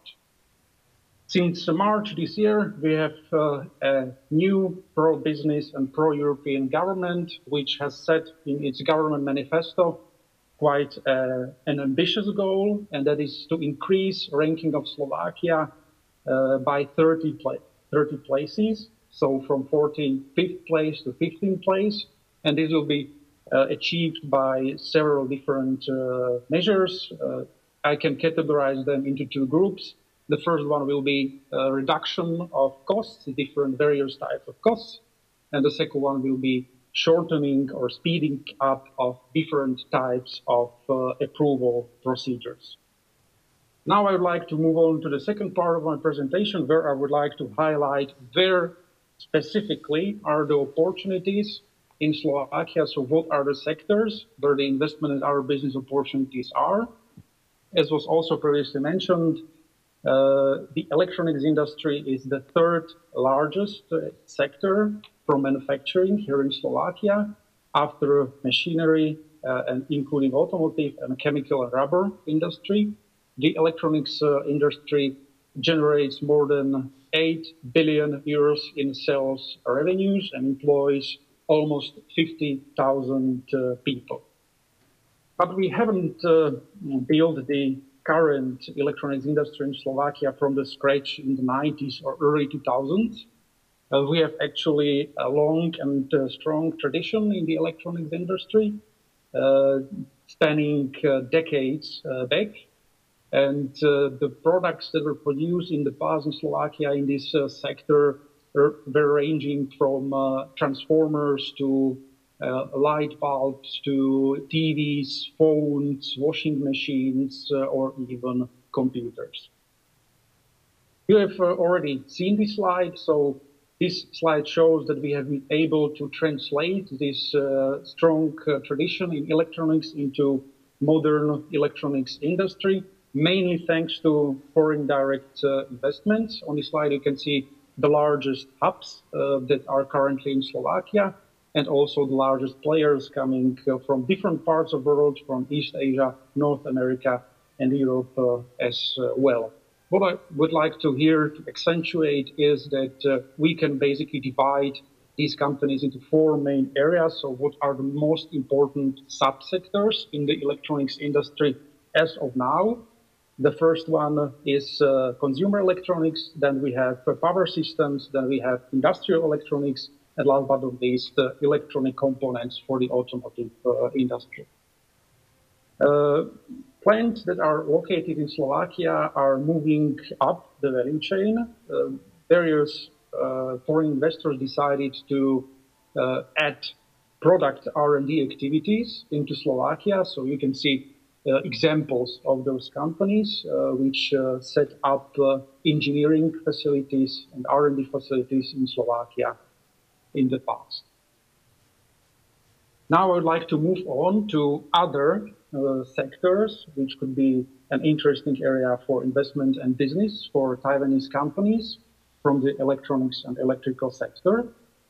As was mentioned, the automotive industry is without doubt the largest sector in Slovakia. We are producing more than 1 million cars annually, and we are the largest producer of cars per capita.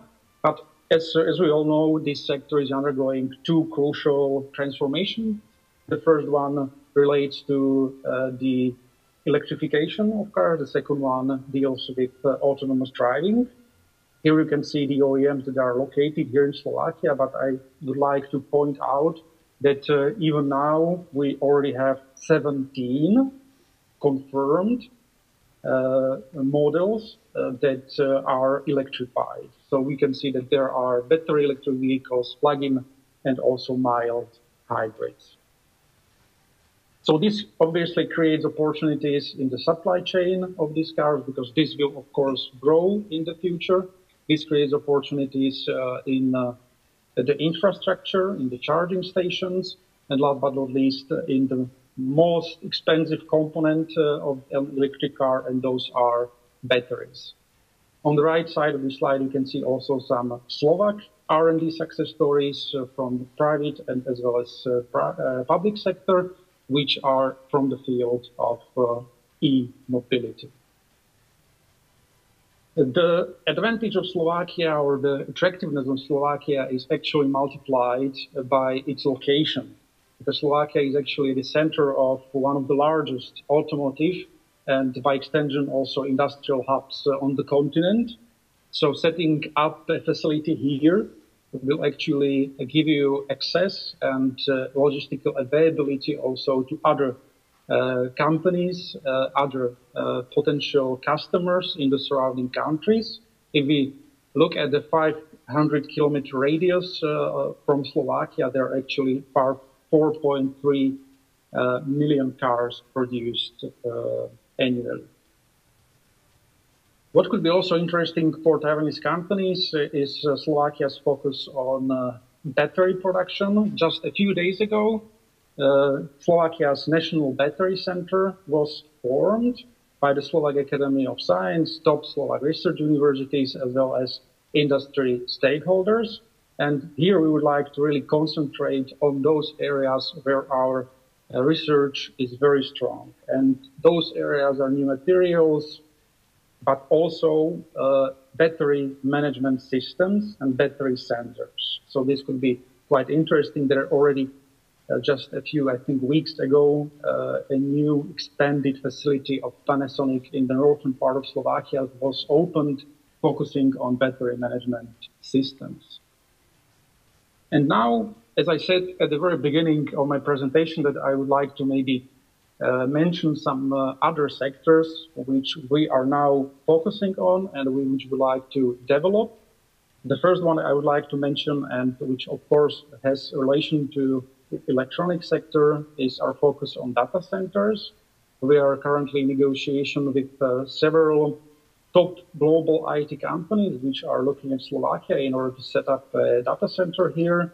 Slovakia has everything which is needed for such a data center to succeed, from water sources for cooling to reliable fiber to environmental stability and also, of course, power supply. Another sector that I would like to mention is space sector. It was also briefly mentioned by Mr. Podstavek. So this sector is actually rooted in the tradition that we have, because it is related to the machinery, but also to the electronics and IT sector that are quite strong in Slovakia. And we will be becoming associated members of the European Space Agency, hopefully next year or early 2022. But even now, there are about 30 companies already active in this sector. Both the types of activities, downstream as well as upstream activities, are represented, generating more than 100 million euros in revenue. But what is more important, I think, is that we have identified at our agency more than 40 other companies from related sectors that would like to diversify into this sector, thus increasing and going into this highly competitive and innovative sector. Also, another sector that we would like to develop, and which also has a quite strong base already here in Slovakia, is the Slovak aviation sector. The products that are already being produced here range from a production of ultralight planes to components for large aircraft such as Airbus, but also solutions for training, maintenance, and testings. The annual revenues that are being generated are also about 100 million euros. And I could go on and on, but I think that my allotted time is up.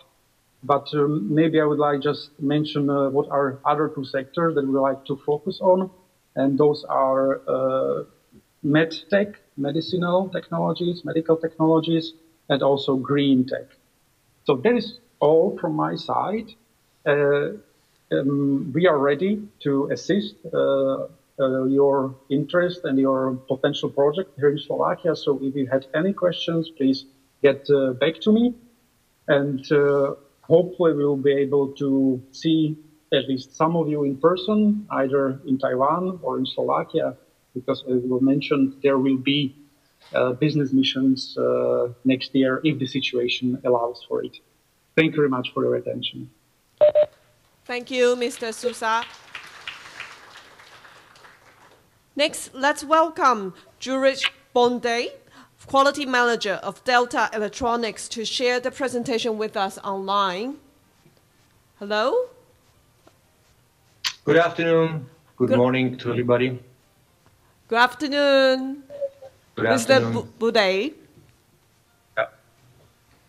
The floor is yours. Let me, in the next couple of slides, on behalf of Delta in Slovakia, present the successful story of our company. Let's start the presentation.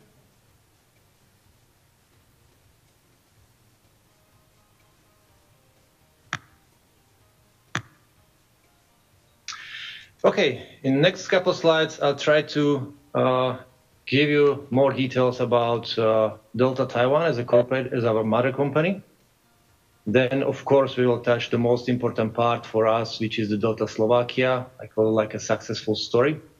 And in the end, we will go through the future plan. So let's start. I don't think that I need to introduce this gentleman, Mr. Bruce Cheng, our founder.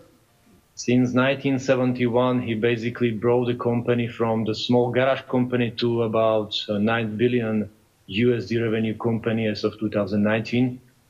And basically, he was able to bring the company to the leading position in the switching, power supplies, and DC brushless fans. So this is a very successful story, which was done over almost 50 years. And on the next slide on the map, you can see currently wherever in the world Delta is present.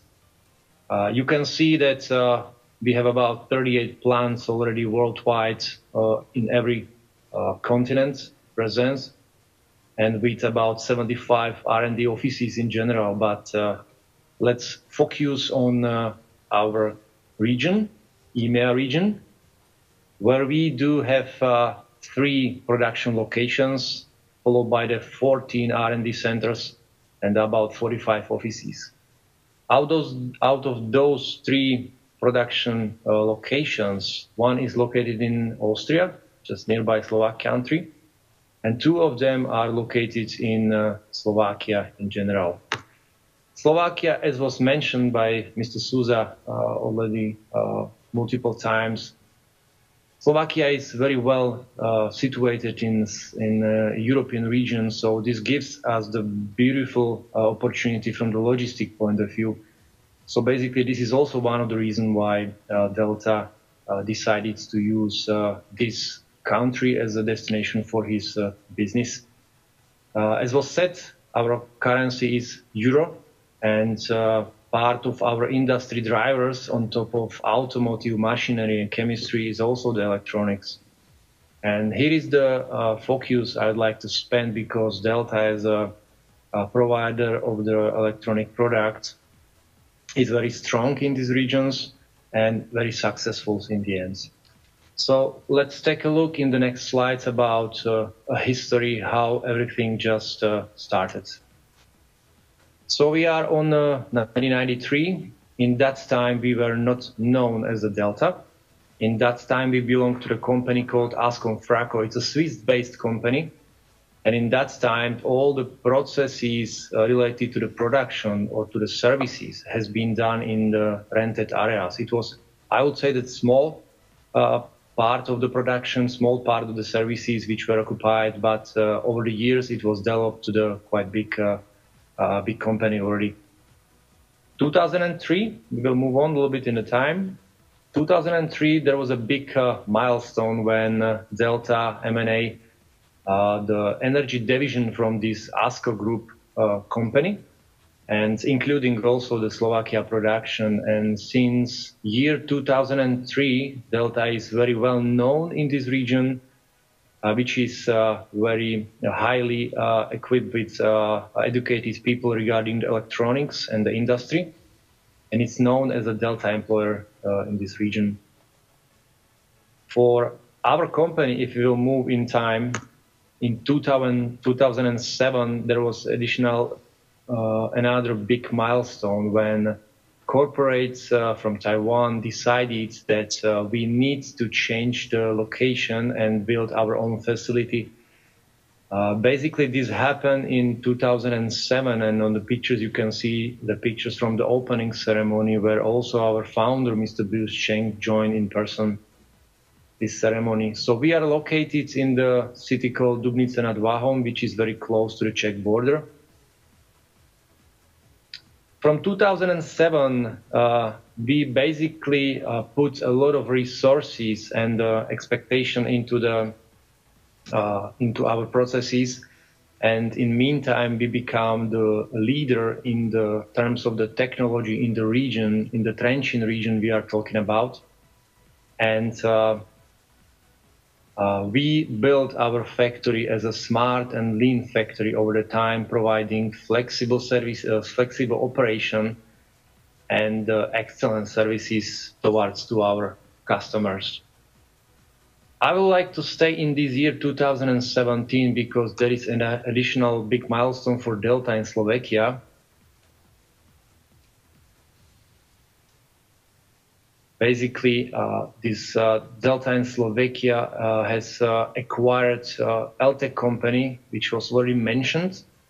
LTEC is the provider or producer of telecom power systems, telecom power products, which are having also the production facility in a city called Liptovský Hrádok, which is about 150 kilometers from our original location from the Delta. So in Liptovský Hrádok, we have about 500 plus employees, and all is equipped to be able to support the production and services from this location. So because of the growing business as well for the telecom, Delta decided to do additional investments, which happened basically in 2019, where we have invested into so-called new cabinet factory, which is additional extension of the LTEC facility in Liptovský Hrádok. This new cabinet factory is further supplying the material needed to be able to produce our products for customers, like the pre-assembly, like metal sheets and so on. So basically, we are just increasing our flexibility and strength in terms of the supplying the power solution to our customers. How we see the company Delta in Slovakia in 2020? I will use these slides to summarize it. So at the moment, we have in Slovakia two facilities. One is in the city called Dubnica nad Váhom, where we have located originally Delta. And then in 2017, because of this acquisition with LTEC, we are having also an additional company called LTEC. So both factories are helping Delta to deliver made in EU products within the European markets. And because of the technology and because of the improvements done in the production processes, we are able to provide worldwide competitive prices as well for our customers in the end. So our focus in the facilities, in both facilities, is put to high complexity products. So we are expert in electronics, we are expert in industry, and we try to utilize our expertise through these complex products. And of course, the flexibility, as I mentioned multiple times, has been translated also to the production processes, and we are concentrating on the high mix and low volume production styles. You can see now on these slides the markets which are served from the products produced by the Delta in Slovakia.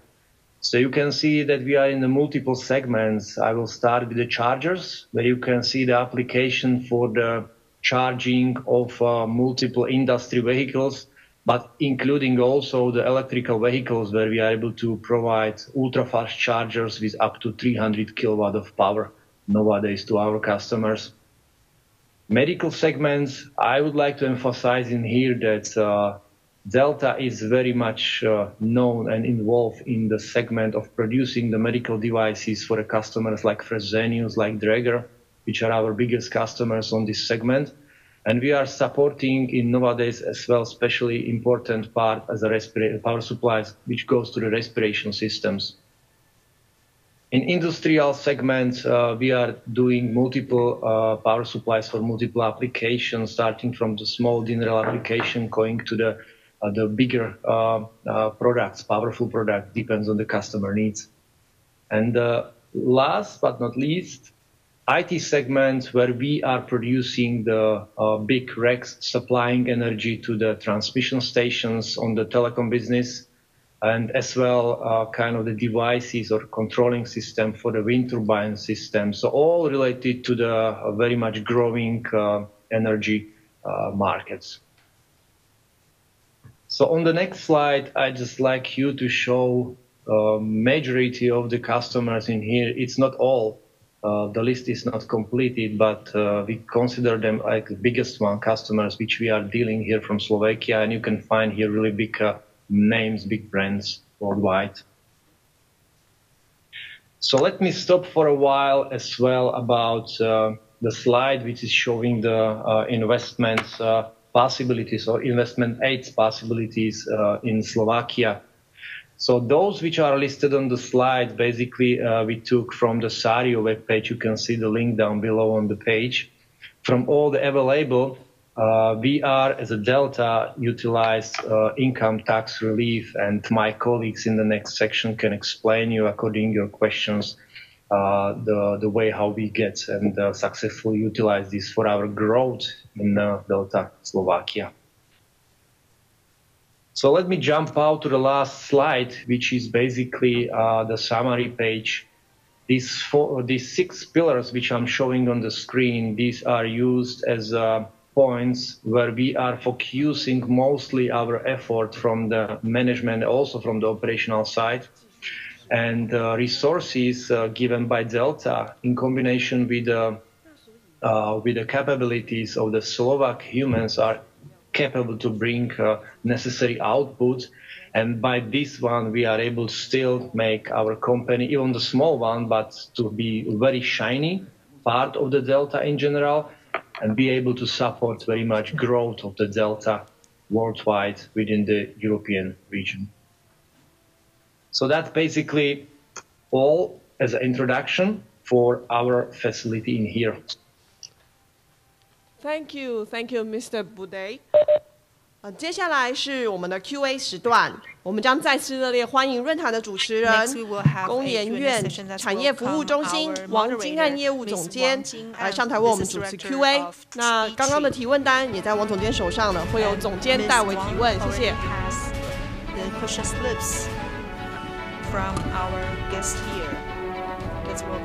I think we run out of the time, right? As a moderator, we have to finish on time. That's the key point. So I think we do not have too much time today now. So I would like to have just one question for each panelist, and I try to finish earlier because we do. Yeah, Roger is waiting for my answer. May I have a question to Susan? You just mentioned about the opportunity and the future development of Slovakia, especially in quite Industrial 4.0. But when we talk about the Industrial 4.0, would you please give us some information regarding the sort of talent? Because when we talk about the Industrial 4.0, that means we are going to move to the digital era. That's a smart manufacturing, and that's kind of talent that will be very, very important. And you also mentioned about the R&D incentive. This kind of R&D incentive is just from the EU or also from the Slovakia. Does Slovakia also set up the incentive program for the R&D, and the foreign companies also can benefit from that?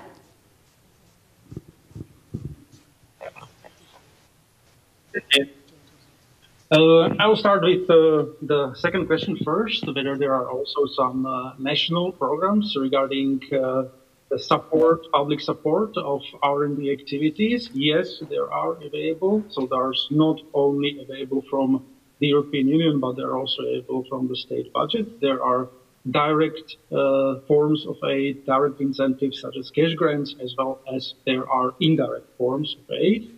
I have mentioned in my presentation that we have so-called R&D tax super deduction, which basically means that any company carrying out R&D activities in Slovakia can lower their tax. And it's quite a simple and straightforward process. So I will just give you an example. So if a company invests 100 euros into R&D, they can save on taxes. Actually, it is now 42 euros because the intensity is 200%, which is the highest of all countries in the Central European region. So yes, there are available incentives, and also companies with foreign capital can take benefit of them. To answer your first question, if I understood you correctly, you're asking what is the talent in Slovakia in terms of Industry 4.0? Yes. So I would like to break down my answer into two parts. The first one, again, I've already mentioned it in my presentation, is the ability of Slovak employees, Slovak workforce to adapt to new technologies. We are ranking quite high on the ability and the amount of technology transfer, which is coming to Slovakia, especially in foreign companies, in investor companies. And the second part of my answer would be that we here at Sario, we have very good understanding of Slovak Industry 4.0 companies that are here on the market. There are surprisingly about 100 of them, and they are focusing on all of those areas of Industry 4.0 that I mentioned on my slide. And this gives you a good example that this talent is here in terms of adapting and using the technologies, but also in terms of implementing and even developing them, because many of those companies actually developed their own Industry 4.0 solutions. Okay, thank you. Because Mr. Bude just mentioned about Daniel will be able to explain more detail regarding the income tax relief. Is it possible to have Daniel to explain for us the income tax? Income tax. Daniel? Yes, hello. Yeah. Can you repeat? Sorry, can you repeat the question because the quality was quite bad? Mr. Bude just mentioned about you will be able to provide more detailed information regarding the income tax relief. Yeah, because that's very important for the foreign companies in Slovakia. Yes, of course. Yes, thank you. Yes. Okay, about income tax, corporate income tax, and tax relief. Thank you very much for this question. It is very important for our group, for Delta Group, to be able to plan also the tax cost of each individual entity, and therefore one of the major or one of the important factors why we started to invest in Slovakia was that there was also tax incentive program in place for the first years of investments, where we were able to utilize and to save our tax and further invest into future on further growth and development of the company here in Slovakia. After we fully utilize the tax relief, which we get with very good support of the Sario agency, then we were already stable and we are already able to generate very nice revenue, very nice net profit, and we can further grow and develop our company in this region. You can see this also in our further M&A activities, what our company did together with the LTEC company. So really, the tax incentive program here in Slovakia is providing a very stable environment for the first investors or for the investors which start to invest in this region. So really, we can really appreciate support of the Sario agency, who is very professional in this field, who is supporting very, very much all the new companies which are investing in this area, providing very professional service, advisory, and giving you always their hand to support you. Thank you. Sario, Mrs. Sousa, I think you will got a lot of work now. Regarding the talent, employees hiring, that's very important for foreign companies to go to overseas.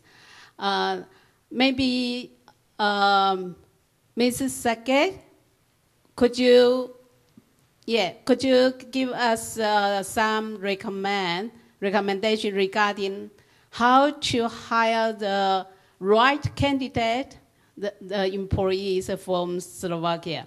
Is the supply market enough for the well-educated talent?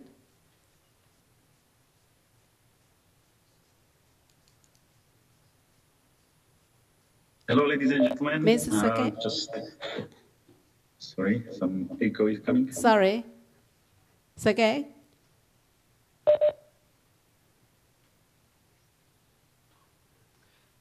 The microphone is off. Your microphone seems to not work.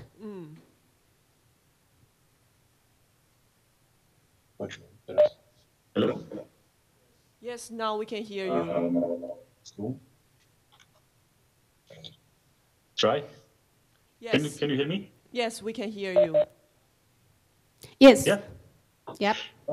Okay, so sorry for these issues.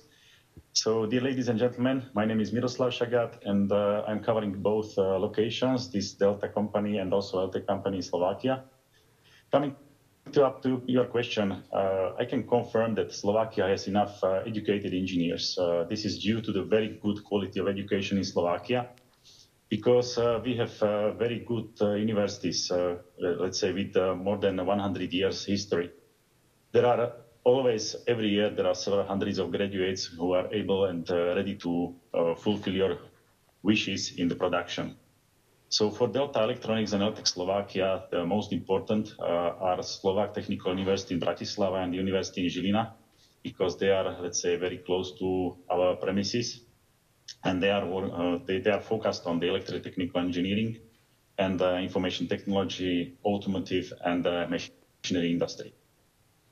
Regarding our R&D managers, they are always invited by universities to participate on the evaluation of diploma thesis and the graduation of their students. So regarding this cooperation, I can just put the fingers up that they are really good and they are providing us very good and skilled people. So for hiring, it's our very easy part that we are cooperating with these universities, and they are providing us very good people, very good students.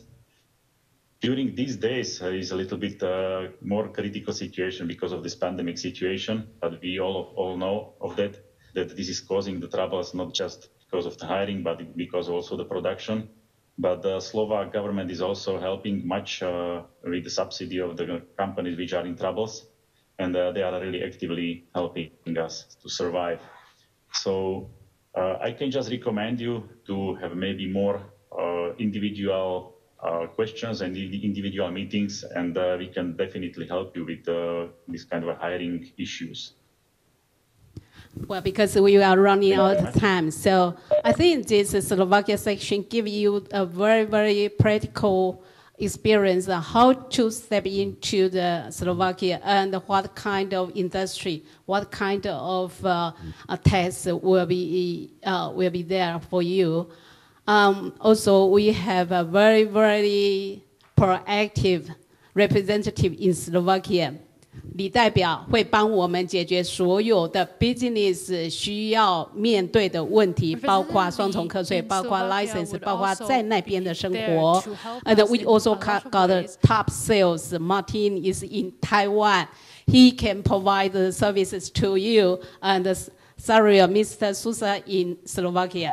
So I think if we are going to Europe, we are going to step into the Slovakia, you will get full support. Okay, because we run out of time. Thank you very much for today. Thank you. Thank you, moderator, and all the online panelists. 2020电电工会链结斯洛伐克论坛在此告一段落。那我们今天呢，因为议程非常丰富，现在就要立刻进入欧盟论坛。那谢谢大家的合作。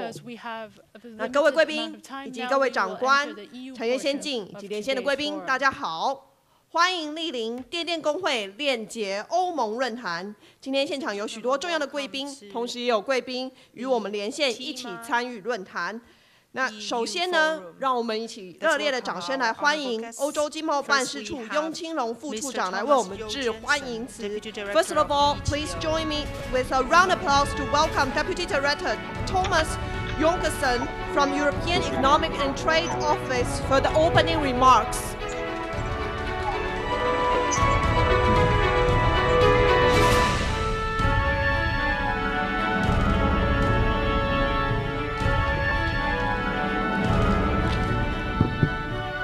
Thank you. Good afternoon, everyone. I realize it's Friday afternoon and I'm probably just standing between you and your weekend, so I will be relatively brief and short. Let me first welcome Joseph Lin. Axel Limberg is also here, Vlad Manson, Dr. Shi from ITRI, and my friend Eddie. Ladies and gentlemen, good afternoon. It's a real pleasure to be here today for this networking forum. Some of you, if not all, will remember that our office, the EU office in Taiwan, organized in September the EU Investment Forum. And the EU Investment Forum and this forum have something in common, which is to explain to this audience and to companies, Europe and European culture, economies, and the European investment environment. And I'm very happy to be here today because TIMA was very active in this European Investment Forum, so I'm happy that today we can be here and talk about Europe in this TIMA event. This forum, and let me draw a broader picture here, because you have heard presentations from different countries and very detailed, and I think that's very useful. I'm here for Europe as a whole, and I always tend to say you have 27 member states actually, and I always say they are all mine, because I'm happy if companies go to Slovakia, but I'm equally happy if they go to Germany or to France. This is all good for me, and all good for Europe, and all good for you.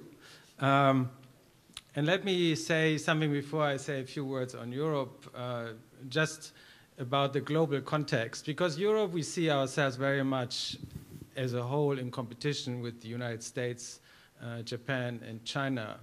Europe is the biggest economic bloc in the world when you look at the GDP numbers. As such, Europe plays a critical role in global supply chains. And this is the topic that is the topic of today, how to reshape supply chains. We all know the challenges, whether it's on COVID or whether it's on US-China trade war, climate change, digitalization, you name it. So things are moving in the world and you are in the middle of it. And the question is how your companies can basically take benefit of these changing environment and these changing circumstances. And I think Taiwan has done a good job, a very good job, to reshore investments back from China to Taiwan, sometimes to Southeast Asia. We read sometimes about investments in the US, and we always say don't forget Europe in this context. Because Europe, and now I come probably to what is close to my heart, Europe is a very interesting continent, and probably you know it, of course, from your holidays. But Europe actually has everything for everybody, or something for everybody. Whether you look for a rich market, whether you look for top-edge, top-notch companies, whether you look for highly educated research and development facilities, even cheap labor. You can find relatively cheap labor costs. And this is just a few of the elements that I think will show you why Europe is an interesting destination. Europe is a big continent, southeast, northwest, from Portugal to Finland, from Ireland to Cyprus. It's very diverse, but at the same time it's very unified. And I think that is interesting you go to one country, member state as we call it, whatever it is, you go to one country and you get 27 countries. And that is very interesting when it comes to, for instance, marketing your products, building up supply chains. European market is so integrated. Whether you go to Slovakia or whether you go to Czech Republic, they all benefit from the circulation within the European single market, from the education, from research institutes. And I think this always gives you the reassurance that wherever you go, you will be welcome. We're coming closer to the weekend, so thank you very much for your attention. I wish that this forum is as successful as the investment forum we have held, and all the best. Thank you. Thank you, Deputy Director. Please stay on the stage. We are going to take a group photo. 我们接下来要进行合影留念。我们想邀请电电工会的林以专秘书长，还有王金岸业务总监、杨马田副所长，以及外交部欧洲司的黄建章专委，一起上台合影留念。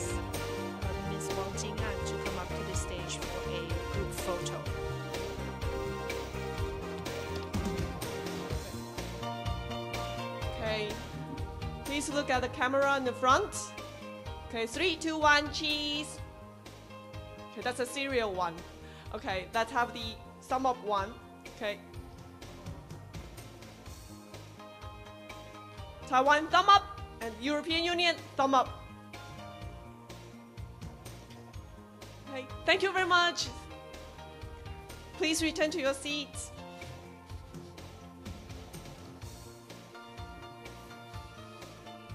好，接下来我们非常荣幸能够邀请到工业技术研究院谢良汉资深顾问与我们连线分享在台欧盟产业的创新链结经验谈。所以我们来与这个谢资深顾问来连线。顾问好 ，Mr. 谢，大家好。好。现在是德国早上时间。Good morning. 好 ，from Germany. Hello， 听得见吗？有，我们很清楚的可以听到您的声音。Yes, we can hear you clearly. OK， 好，那现在就可以开始讲吗？对，可以开始了。谢谢顾问。Yes, thank you. 今天我很高兴，谢谢台湾电电工会。邀请我来跟大家分享我20年当工研院欧洲代表的对于链接产业创新的经验。那首先我要讲为什么选这个题目哈。当然这里是提到欧洲市场的商机，但是商机呢可以是现在的商机，也可以是未来的商机。那我认为对台湾厂商来讲，未来的商机并不会不重要。那第二点就是说，我看看你们选的那几个国家，我就知道那大概就是产业制造的布局。那投资当然就也不用我谈，对不对？投资是欧方的代表们要谈。我最好是 focus 在那个创新，就未来产业的创新的链接方面来谈这个问题。我也还记得那个施正荣先生有提到的那个。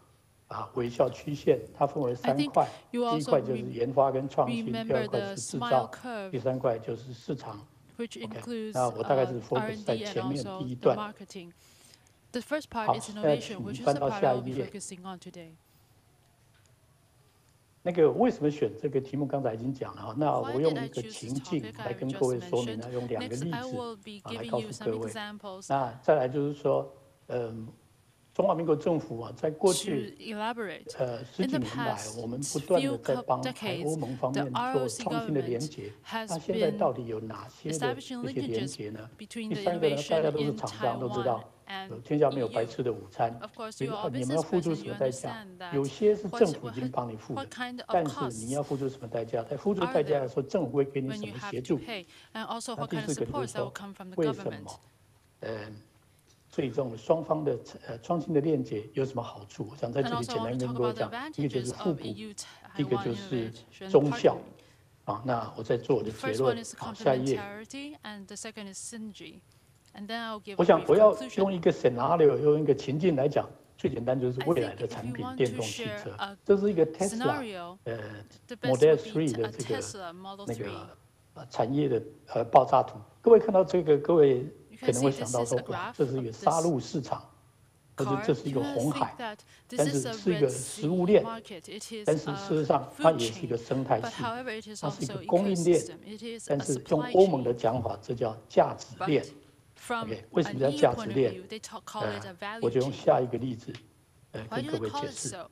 I will elaborate with my next example. 下一张，这一张就是 In this 我们台湾这个 slide, 厂 you 商 can 在 see 龙彩科技，它是在科学园区里面。 we have 它一开始的时候，在2008年、company 09 here 年的 in 时候， Taiwan 它 that 想 is 要 in the 跟上 science 面一样， park. 它是那个电 In 动 the 车 year，它本身是做一个很单纯的产 2008-2009, 品 they， also wanted 高 to 深 enter 科 the 技的产 electric 品， car 它是 market. 做镭 They 射的 started 一个 from 组件。 a very 但是 simple 它过去的做法就 component, 是 a laser 在 component. 接订单 But，in 有 the 人叫他 past, 讲说 they 我要给 would 镭射什么 receive 频率的，然后他就去定出一 an 个频率 order 来卖 and 给 then 他。 they will OK， 这是属于 produce this OEM product. 制造 This 的 is an OEM。 OEM 那后 model. 来我们说服的他， Later on, we 他 convinced 参 them 加欧盟 to 的计划。那首 transform. 先他要 They 提出 joined in the proposal。 EU 他总共在这 project 几年 and 当 they 中， had 他 to 提 raise a 了10 proposal. 个 In the proposal， past years, they 前 had 面5个通通 submitted 被 10拒绝， proposals. 后面5个全 The 部 first 通过。 5 were all 这是一个 rejected. 很好 The 的一个 following 例子。 5各 all 位有机会 passed. 可 I 以 think 找 this is a 这个 very good 周董事 example. 长来 If 做演讲， you 跟各 are 位 interested, you can sharing。 invite Chairman Zhou 那 to 这个 give 计划 a 呢是 few 欧盟 lectures 政 and 府 sharings. EU 的 government EU 的 commission So this EU is 的执委 actually 会 from EU Commission. 来跟厂商给的机会。 They 那 give this 下一个例子 opportunities 是 to 工 the 研院的例子， manufacturer. 下一页 The please。 next example I will give is 下一 from 个例子 Atri. 就是工研院参加欧盟的电动车的那个计划。那工研院的产品就是用 AI 来控制电池，因为电池每一个使用的年度不一样，所以它会有不同的电量，所以你必须要用人工智慧来调控它。那这个还得到那个 RMB 100的奖。那这是几年前 Infineon 来找我，他说他想找台湾加入这个计划。那各位看到，你只要这电动车，你一定要从最终的产品就是像 Daimler-Benz， 然后到中间的组件像西门子 Infineon， 一直到小的组件那找研发，这些都需要参加，这是整个价值链。OK， 这个价值链呢，那我们就参加其中一个。那借由这个机会，我们认识所有的 key players， 在每一个领域的就是 top notch 的 key players。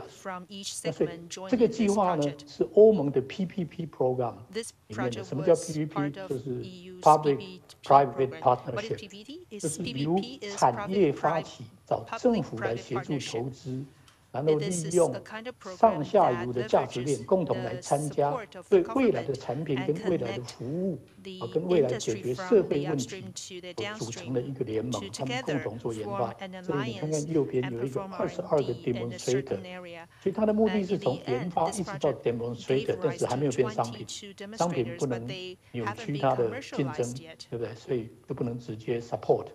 好，那下一个。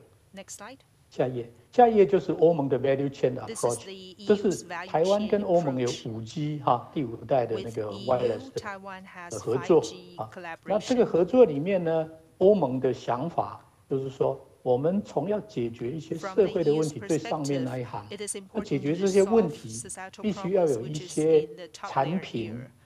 必须要有一个 infrastructure， 有一个 network， 还有 service model。那有这些呢，那必须要往下展开之后，就会变成我刚才所讲那个产业链那产业链的最底端有一个，我特别请那个欧鹏讲说，你把台湾定位在什么地方？那它的定位就是说，最下方那个 opportunity enabling technology component， 他认为台湾可以提升这 component。我想，我今天跟各位分享，当然是想说，重要的不是你怎么想 ，OK， 也不是你怎么想对方，而是对方怎么想你。那我想，这就是对方欧盟方面，他要解决社会问题，他对台湾的想法，他认为台湾可以从这个 component 来让这个价值链能够完整。所以各位可以知道说，人家是怎么把我们定位，那我们要怎么来改变这个定位 ？OK， 这是其中一个例子，就是5G 所造成的 Smart Network 跟 Smart Service。那台湾还有什么机会呢？请看下一页。台湾很多的机会，譬如像 Aging Society 啦，还有 Efficiency Use of Resources 啊。Smart Green Transport 啊 ，innovative 的 Online Public Service 等等，所以你看看欧盟定位啊 ，ICT for Societal Change 未来社会所谓造成的挑战里面 ，ICT 的角色 ，ICT 几乎就是 key player， 但是你不一定是主角，但是你绝对是 key player， 你是 facilitating， 你也是 king maker， 像台湾帮那个 Apple 做手机一样。OK， 好，下一页。We have companies helping Apple to produce iPhones. OK， 好，听得见吗？没有问题吧？有，我们有听见，谢谢。Yes, we can hear you clearly. OK， 好，这个就是说，我想就是你要，我要用就那个 Milton Friedman 所写的一本书叫《There's No Such Thing as a Free Lunch》。Friedman has a book titled "There's No Such Thing as a Free Lunch." OK， 就是在产业界大家都清楚，你一定要有人付出代价，不是你就是别人。那所以呢，在这个产业链这个创新的平台上面呢，它总共有我知道的哈，我自己亲身 involve 就是有这4种啊，4种。那这4种，台湾的政府都是先投资创造这个可能。好，那这4种，我下面跟各位提3种。第2种呢是双边的 joint call， 我想我就不用再讲，因为这个其实是第1种的那个 subset。OK， 好，那下一页。Next slide. 我们这个旅程哦，我们跟欧盟合作的创新那个链接的旅程哦，是从2007年开始。2007年我们同时发动的2个这个计划，一个就是加入欧盟的卫星导航的一个竞争啊，这是一个对 startup 的竞争。那第2个是加入欧盟的计划，欧盟的 framework program。好，这个就是我们第一次参加的2008年的。你有看到这整个欧洲的国家？其中有一个台湾就在最右边，还有一个就是我们最新的一个朋友澳洲啊，就在最下面。OK， 那当年我们参加的时候啊，那我们也是很好奇第一次参加，那所以我在右下方我把国旗放在上面，把台湾台北放在那里。OK， 那第1年的结果呢，非常丰硕。因为第1年的结果，欧盟发现台湾是非常有创意的国家。他们总共的参加的人数里面，因为台湾的参加增加50%，所以台湾是一个非常 valuable、非常有价值的创新的国家，只是我们自己不感觉，或者我们把它重点放在其他地方。那所以第2年他们就来找我说，我能不能在这个政府有付钱来 co-sponsor 这个计划？那第2年呢，他们就来找我说，你能不能在第2年再 sponsor？ 我说可以啊，你只要不把我的 logo 拿走就可以了。那所以第2年我们又用这个方式又参加，我们总共参加了3年。那欧盟已经渐渐发现台湾是一个很有意思的一个 partner。那同时，我们在欧盟计划的参加里面，我们找到2个大咖啊，一个就是 AUO， 一个是 UMC 啊，联电。那还有一些中小企业，我刚才讲的那些龙才，他们的参加，还有工研院的参加。我们成功的比例是20几%啊，比起欧盟平均是10到15%，我们的 success rate 非常高，所以欧盟非常惊艳，就开始跟我们谈，我们要怎么把台湾带进来帮忙出钱啊？各位现在碰到这个美猪的问题哈，就是他们常常会讲说，哎，你能够贡献我什么，我才能贡献你什么 ？OK， 那我们就跟欧盟在谈，那。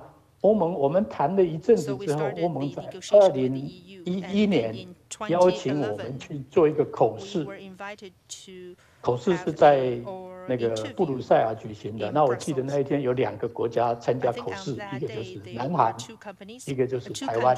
好，下一页 ，please。好，各位看到下面的那个台湾跟那个欧盟的那个 logo 哈，那我们那时候我是负责来讲这个经济部这一部分呢，我就讲说，我的题目叫 Industrial Innovation System in 台湾，各位看到创新，我们在欧洲他们官方不太谈 technology system。不像台湾，我们一直在讲技术，他们就讲 innovation system， 因为它的经济体已经到了不是用技术而已，必须用创新。所以欧盟在讲产业创新系统。那我当然我在欧洲到现在已经住了40年了，我非常了解欧洲人的想法，所以我就用这个题目来吸引他们。那我也知道一件事情，欧盟他一定会问你一件事情。他说：“台湾为什么需要欧洲？”那第二点，更重要的是，他要知道说台湾能够提供欧洲什么。OK， 我现在是用欧洲的眼光来告诉我们的同胞们怎么 deal with 那个这个谈判跟说服他们。那你第一个问题就是你为什么需要？你只要不需要，那很危险的，是不是？你有一天你会 dominate 我嘛？你把我当成市场嘛，对不对？那所以他会问台湾为什么需要欧盟？那第二个就是说，台湾能够提供什么什么好处？那我就用其中一个章节叫 Synergizing EU Taiwan strengths to achieve Horizon 2020。我的想法就是说，你假如没有台湾帮助，你的 Horizon 2020大概不可能实现，因为你不可能那么快解决你的社会的问题，因为你没有办法那么快就得到你的 ICT 的产品。你跟台湾合作，台湾你当然提供台湾一个机会，协助你变成一个 king， 像 Apple 或是像中国大陆的 ICT 产业一样。我们2个合起来是强中加强，所以我们是中效，而不是以 complementary， 不是互补而已。好，那下一页，那我就提出那个欧盟总共有7个旗舰的计划 ，OK， 那他们要造成 smart growth、sustainable growth 跟 inclusive growth， 但是要达到这个 ICT 绝对是一个最重要的领域。那下一章，下一页，好，那就是我提供我们在 smart living 在未来的工厂，还有在 3D IC 跟那个大尺寸的平面显示器，还有绿色的电子方面，我们台湾都可以跟你合作。OK， 那他们这有非常打到他们在想的问题啊。那你要了解他在想什么。OK， 那下一页 please。所以他们就在2012年，他们出了一本那个顾问团，他们顾问团就出了一本叫 ICT Research and Innovation in a Globalized World ICT 的 Research and Innovation 跟 Innovation 他就提到台湾已经是他的定位为他的5个 strategic partner 在提供技术跟产品方面。那下面就是金砖4国加上 South Africa。所以他们大概是想他们的未来的市场。好，下一页。那我们继续在我们工研院领导这个5G 的这个研发啊，那我们当初就投入跟欧盟在做5G 的合作，在2014年我们加入2个5G 的合作。那欧盟就开始来跟我们谈 coordinated call， 就是我们共同跟他 call。所以这时候我们又进入一个 co-sponsor 的角度。所以各位知道，每一件事情的后面总有人要付那个买单啊，那买的就是政府买单。OK， 好，下一个。好，双方的进展，我们已经让欧盟了解台湾在 ICT 的长处，所以欧盟在2015年，他就开始在跟台湾做 Innovation Week， 他每年有1个礼拜在台湾进行欧盟的 Innovation Week， 来谈欧盟可以提供什么。那他来看台湾的 counterpart， 来看看说到底台湾能够提供欧盟什么东西。那所以他在有一个 cluster 就叫 Silicon Europe， 他把欧盟几个5个重要区域它能够在跟做 Silicon 有关、做 ICT 有关系的这些 cluster， 它把它整合起来，叫做 Silicon Europe。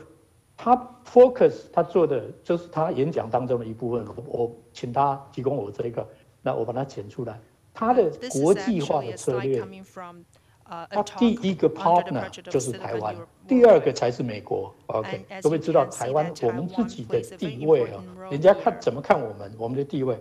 好，那下一页。那他们请我去帮他做 roadshow 哈。那总共做了3次 roadshow， 那他知道我了解欧洲的长处，那他知道台湾也能够，我也是了解台湾能够提供什么，他请我去跟他做 roadshow。那我的题目就是 Opportunity for the European ICT Industry in Taiwan。我会告诉他，我们提供你什么机会？那一个是在鲁文一个是在 Eindhoven 讲的哈。那会看到我的副题我的副题是 Alliance of More than More。我们常常一件事情就是我们一直在强调我们藏在什么地方，但是这个跟许文龙先生所讲说，你去钓鱼的时候不能只有你自己钓到鱼你也要让别人也钓到鱼。所以我们要讲 Alliance of More than More，More than More 就是摩尔定律。那欧盟是 focus 在摩尔定律，比摩尔定律更广，因为摩尔定律已经是台湾已经 focus 已经占了大部分的那个角色，所以我们提供他很多机会，希望跟他合作。好，下一页 please。那这个就是我刚才讲的第3个就是 cluster 的合作。那个产业聚落的合作呢？去年我们每年都有1次台湾访问欧洲，那欧洲访问台湾。那去年是刚好就是台湾访问欧洲。那他们对于台湾的产业跟台湾的研究法人的合作很有兴趣，那所以我就被要求去做一个演讲，讲工研院怎么协助台湾的产业聚落。那我的题目就是台湾 Smart Specialization 跟 Global Value Chain。这时候呢，我用的 slogan 就是用欧盟的 slogan。那欧盟的 slogan 就是 Smart Specialization 跟 Global 的 Value Chain， 这是欧盟的想法。欧盟刚才那个欧盟的副代表已经讲了一句话，就是欧盟是一个要为大家好的国家，不是我火也是你，大家都要火，大家都要过得愉快。所以他们也讲说，让我们 focus 每一个人他的 specialty， 但是我们要利用全球的合作来解决人类的问题。那欧盟老实讲是人类的一个理想。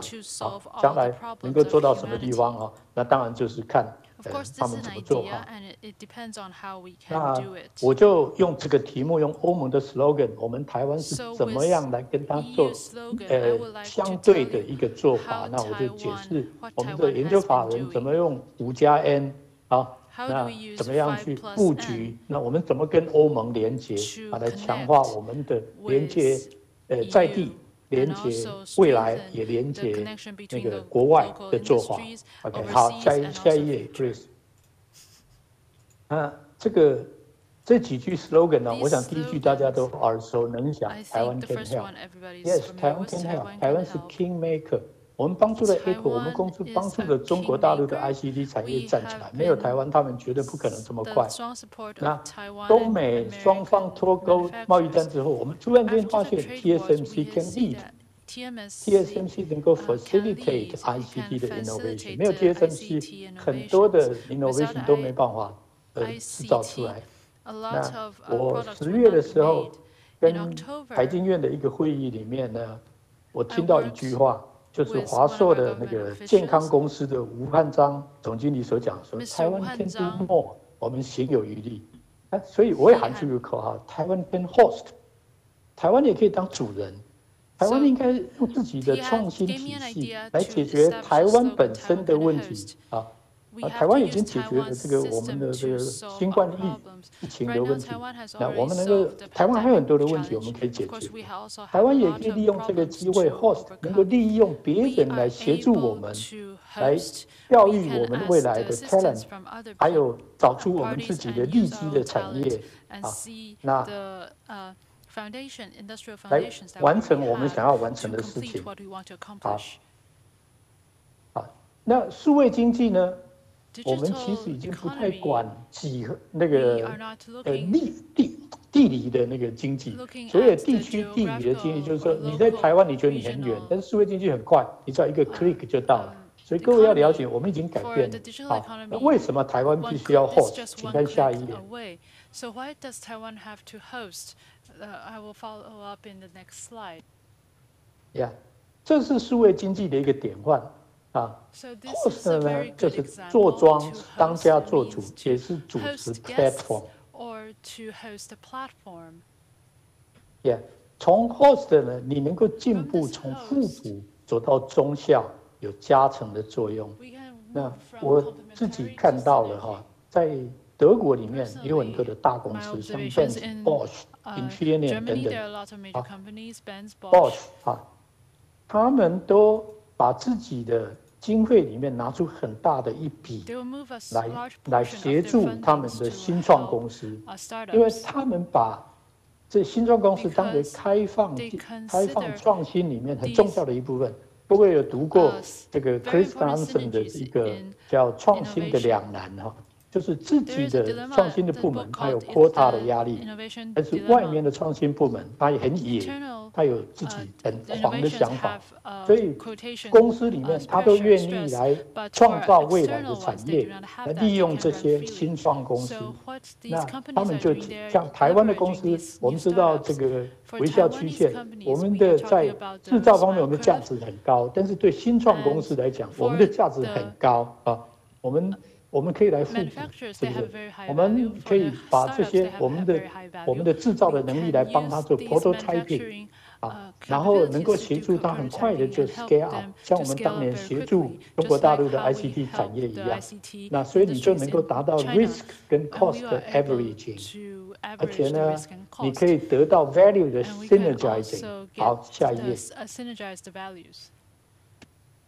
那所以在这个新创公司里面呢，台湾也已经跟欧洲连接起来，譬如像台湾跟荷兰的这个合作的计划，他们是 ecosystem 对 ecosystem 的合作。那他甚至呢非常体贴的在台湾还设立了 soft landing program。那这个 soft landing program 是由于台湾住在搬到欧洲的一个台侨哈许博士所创立的哈，那我也是当他们的顾问啊。那这个就是帮两边的 ecosystem 串联起来，让你能够很快的能够到对方去设立你的公司。那我们两个希望就是 start up 跟 scale up 这种 talent 跟 innovation 的 exchange。荷兰对健康这个 smart healthcare 方面它很有经验，我们台湾在 ICT或 smart healthcare 很有经验的话，那我们可以在那里做试做，然后进入它的 ecosystem 里面。好，下一页。那我刚才讲过，台湾 government can help。啊，我们政府在这每一个 program 里面，其实我们都有投资的，已经投资的，我们甚至还提供补助的那个经费、研究经费。各位假如要知道，可以联系我，我可以跟各位引导到那个适当的那个地点，协助大家。好，下一页。好，那各位说我怎么开始呢？我想很多厂商呢，在这个欧洲都已经有驻点啊，有你的代表处或是你的销售部门。那我想你必须里面呢放一个人，最起码放一个人。这个人就要做什么东西？叫 innovation scouting。他不只是做市场的 scouting， 他是做 future 市场的 scouting。他做 innovation scouting 跟 partner 的 scouting。所以你看这个呢，那欧盟每年呢有举办这个 proposal day， 比如像这个叫 ICT proposal day。他总共里面参加的人是上千人，他会拿出来很多的 meeting， 譬如像这个有6000多个 meeting， 所以你可以参加去跟别人谈。那你可以在谈的时候得到很多的创新的 idea， 你也可以知道谁在做创新，谁在做研究计划，谁已经是 established， 你可以跟他合作。OK， 那他在 Societal Challenge 里面总共有这么多的领域，他有开这个很不同的场的会议，你可以参加。那所以定义像这种几百种的这种会议里面，它就是在创意找研究团队，或是研究团队找创意。那我特别写的说，在这一方面呢，台湾有很多 space for improvement， 有很多我们可以再加强的地方。譬如像这个地方，台湾只有1个人参加，在1000个人里面就1个人参加，所以知道1000多个 innovation 的人在那边，我们只参加1个，虽然是我们很重要的 innovation 的国家，表示大家还并不是很清楚有这种 event。我们希望这个我们未来能够加强。这个就是在前端微笑期券的前端那个地方，我们还需要加强的地方。这个地方其实很容易，欧盟是很 open 的 ，open innovation、open information society。好，下一章。那我已经慢慢得到要结论了就是说这个创新链接呢，它是 collaboration 大于 cooperation。cooperation 就是我们2个合作，但是彼此没有产生中效像 supply chain 就是一个但是 collaboration， 那 cooperation 是 competitive strength。台湾的长处是做零组件跟单机，欧洲是做系统整合跟那个执行，跟那个设备上的这个整合。那这是执行力跟策略力的那个整合。但是我期望作为一个在台湾出生的台湾人我希望我们台湾能够慢慢 spend more time for doing or thinking how to do the right things。我们要开始去想怎么样 do the right thing。那这个就跟台积电他们做的东西，他们强并不是说他什么会做，而是他的 yield rate 很高他的成功比率很高那第二个就是说，台湾必须要做 more global optimization than local maximization， 就是我们不只要做全球的这个优化，但是也就是说整体的优化，而不是只是在 cost 方面能够 cost down， 我们要能够做更多的东西。第三个，我想刚才欧盟的副代表已经谈的，就是 diversity 差异化。差异化是竞争力的来源之一。那欧洲可能是最有这种无形资产的地区，因为它有不同的语言、有文化、有人种、有人才。好，那我想我最后一个建议就是说，拓展开发在欧盟的未来的商机，它是创新跟数位经济的关键。那就是开放创新的连接。我希望台湾的厂商跟我们的研究单位能够借由参与欧盟创新或是研发的计划的平台，在欧洲能够做创意代工。我们的厂商，我们已经做了那么多年，30多年的制造代工，我们应该能够利用欧盟来做创意代工。那个科技研发的代工，做价值链的整合，还有做场域验证。台湾已经有参加了41个欧盟的 framework program 的研发的计划。好，下一章。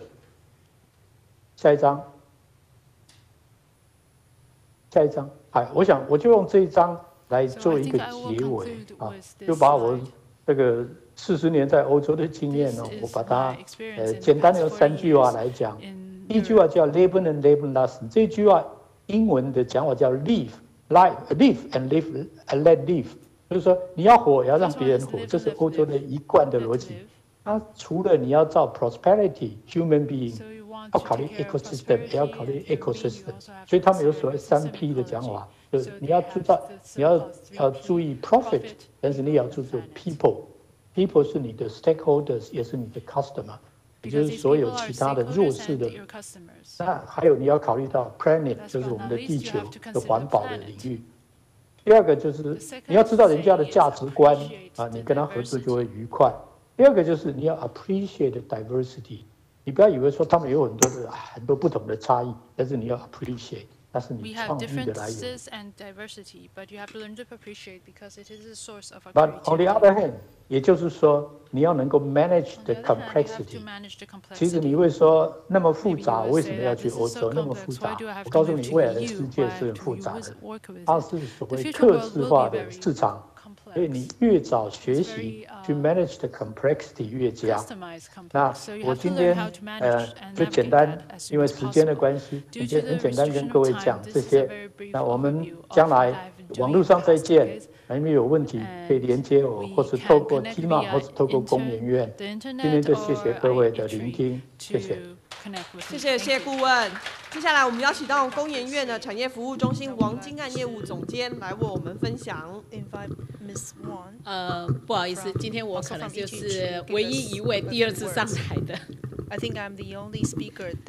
可以不可以麻烦一下，先帮我放一下影片 ？Could you please help me play a video？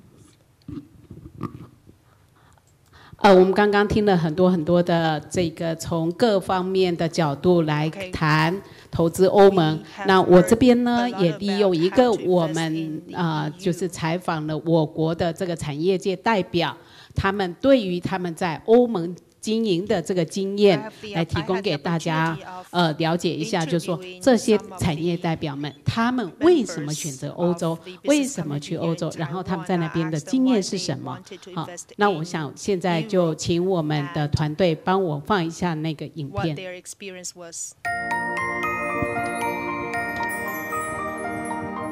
首先这个是由我们的欧洲经贸办事处高处长，然后接着的话是我们的 rethinking their global supply chains. The European Union, with 27 member states and 450 million population, is there waiting for the Taiwanese investments and offering a good business opportunity to them. 我们可以看到世界很多顶尖的这些企业，大部分都在欧洲。所以它有这样子市场的磨练的这种机会。欧洲应该是全球算是一个非常创新的区域。这是研华的蔡总经理。就是说，我想研华在那边设点，除了我们要做欧洲生意之外呢，也希望说借由跟当地的客户、伙伴一起的沟通合作，可以让我们就是我们在台湾可以吸收到更多新创的 idea。我想这是非常重要。欧盟呢，他们对这是 Delta 的蔡荣腾蔡副总裁的能源，这一个利用再生能源等等方面呢，的确是领头羊。像在荷兰呢，他们呢也有推展这个绿建筑，那所以呢，能够跟欧盟这些国家一起，除了做生意以外呢，也可以学到很多环境的保护。那我们从这里面呢，也发现了很多的商机。所以呢，一面做环保，一面呢也推广我们自己的产品。欧洲是一个多个国家所组合起来的一个贸易体。这是达明机器人黄世洲黄营运长，其实也是相对高的。对欧洲市场来说，相对全世界，我认为它是一个很好的市场，因为欧洲市场对于最高端的技术的接受度是最高的，而且呢，当地的工程师所具备的一个技术也很高。因此呢，在一个自动化方案再提供给欧洲，我觉得是一个最好的一个市场。在地市上，欧洲有非常多的大客户，那这些客户呢是需要有当地人，不管讲一样的语言或者是文化我们才有机会可以做到更大的生意。我想这是研华在那边设立分公司的初衷。但是呢，如果说我们亚博科技生医产业李董事长，所以在欧洲。我们着重的第一阶段一定是从服务、从通路把我们的平台推进去。那我个人就这将近30年在欧洲的生意经验，特别是在将近这10年的一个品牌的一个累积啊，我个人很遵守2个字，就是正直。也就是说，其实人跟人之间要建立一个长期的一个交互性应该还是你必须要先 keep honest。你自己如果够正直，那你也敢去要求对方有一个对等吧。那至于文化啦、生活那一些，我们都必须 respect。但是我相信正直就是一条很清楚的一条线。总而言之，这个整个有家朱总裁这一次来讲 ，COVID-19 这是设备产业剧烈的，但是相对来讲，这是台湾企业的机会。你可以到当地去找你的购地的标的物，或者当地去找你的合资机会。前进欧盟，连接未来世界 ，Go Europe。这是我们在介绍，就是想说给就是我们业界先进们有一个更实际的这些，就说一些声音，业者他们为什么选择欧洲，然后选择欧洲情形之下，他们的心得是如何？我们可以看得到，就是说很多的 big giant 是在欧洲。OK， 那他们在那边，我们过去来讲 ICT 的领域，我们好像都做 OEM， 可是我们的生技产业却是做了 own brand。他用他的自有品牌，然后在那边打开了他的这个市场，这是一个非常非常另外一个角度。我们面对未来的产业发展的时候，我们应该可以有更好的机会。那我想我很快速，因为我们时间已经没了，那我就很快速的我就很快速的说明一下我今天的准备的几张的 slide。那因为我在台北。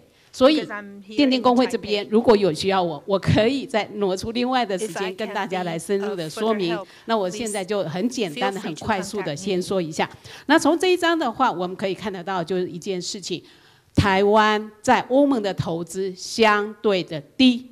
那这件事情是不是也是给我们一个隐形的风险？我们是不是过度的把鸡蛋放在哪个篮子上了？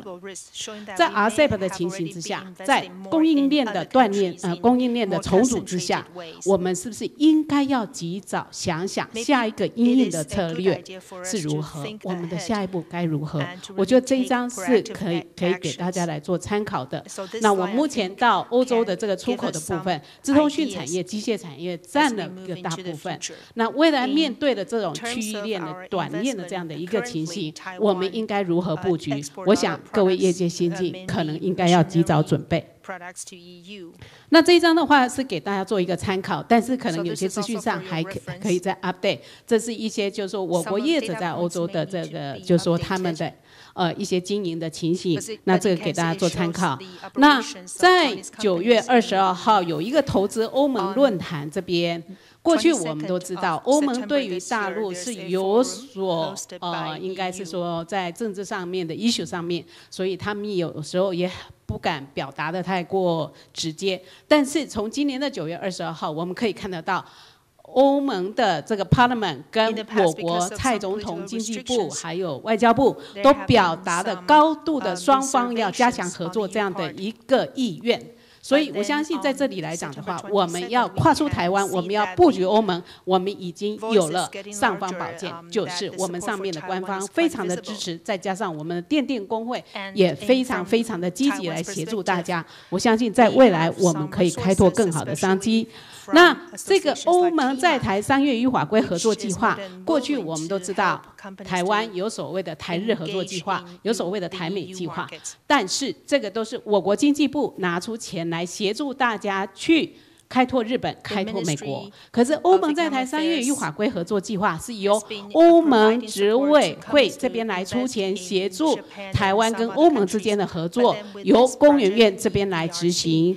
那目前这个计划呢，在今年是应该是说第二个它是第二个 phase， 然后第一年，那目前来讲，这个官方的平台还有产业的合作平台，这些都已经建立了。那我相信在未来来讲的话，我们在这方面会更加强来推动彼此之间的一些合作关系。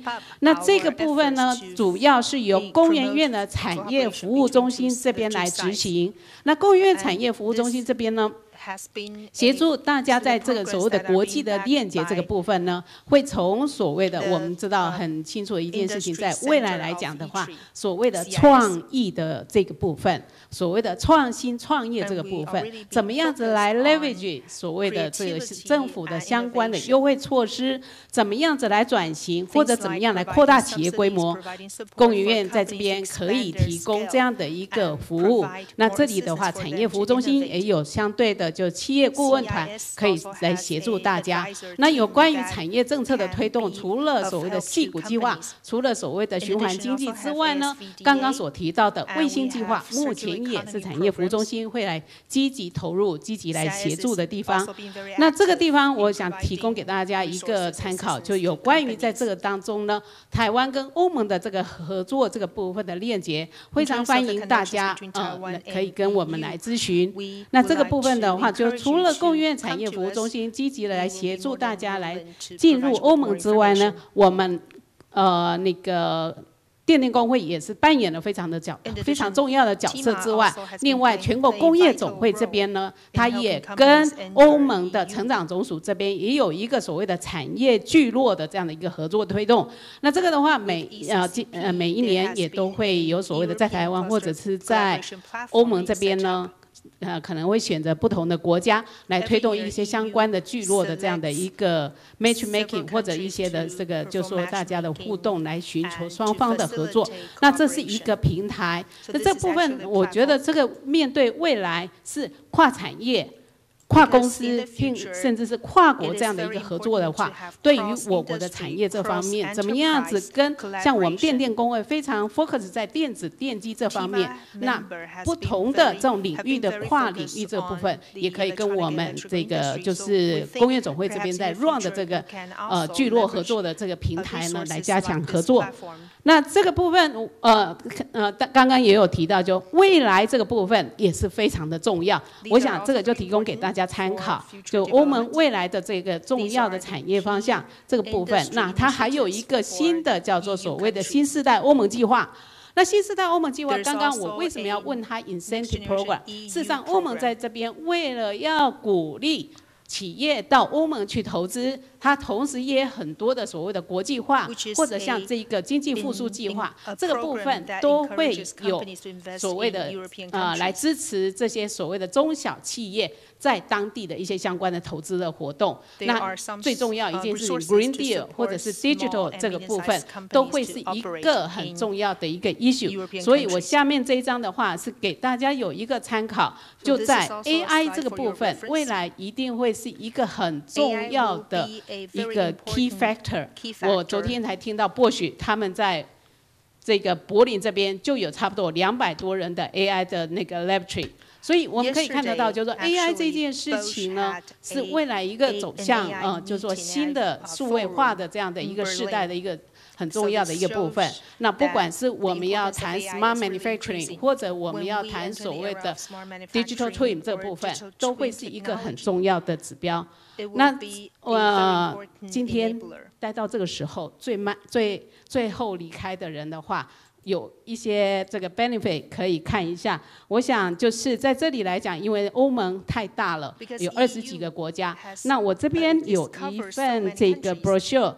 大家可以到网站上面去 download 之外呢，也可以，我同仁现在在这边，王安义，请你举手一下。如果大家需要这一本手册，就麻烦一下，就等一下可以留下您的名片给我，或者给我同仁。那我们可以把这个就是欧盟的在台的15国的这个会员国的这个投资手册寄上去给你们。那如果需要有更进一步的这个资讯需要的话，我们很愿意提供给大家。那有关于就说你们要怎么样进去欧盟，要怎么样整合相关的技术，或者是要怎么样选择这个厂商这个的合作的对象，也欢迎来咨询我们。谢谢。谢谢王业务总监。Thank you, Ms. Wang. 各位贵宾，今天的论坛即将画下完美的句点。最后，我们很荣幸可以邀请到电工会林以专秘书长以电工会国际链结重点方向作为今日论坛的结语，让我们一起掌声欢迎林秘书长。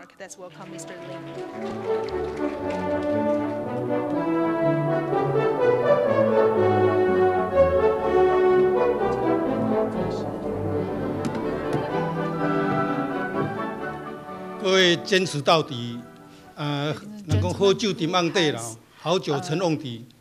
那我不晓得，其实我看到大部分的，主要的业者或者可能都有行程，因为我们本来就安排到 they probably have other 那现在实际上已 engagements 经 later 超过 on. They 半 have 个小 already 时。 left 不 because 过 we 因为 have 从 already delayed 主 half 办 an 单位立 hour. 场，我们 However, 不能 from 虎头 an 蛇尾。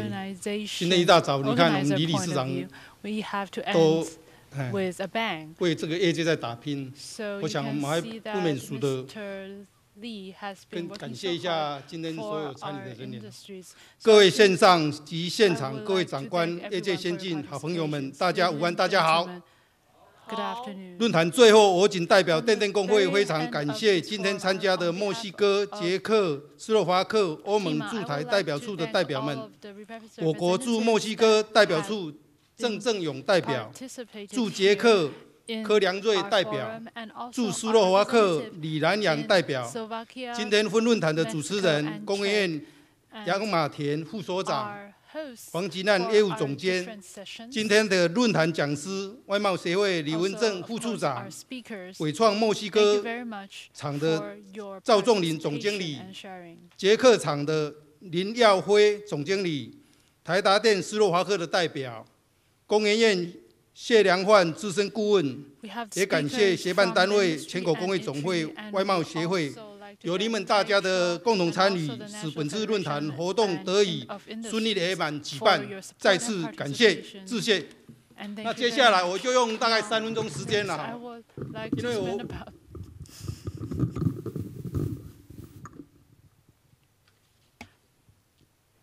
3 minutes. 我们准备了一些投影片哦，也请大家我用最快的速度哈，让大家知道明年工会最主要的重点聚焦在哪几个区块。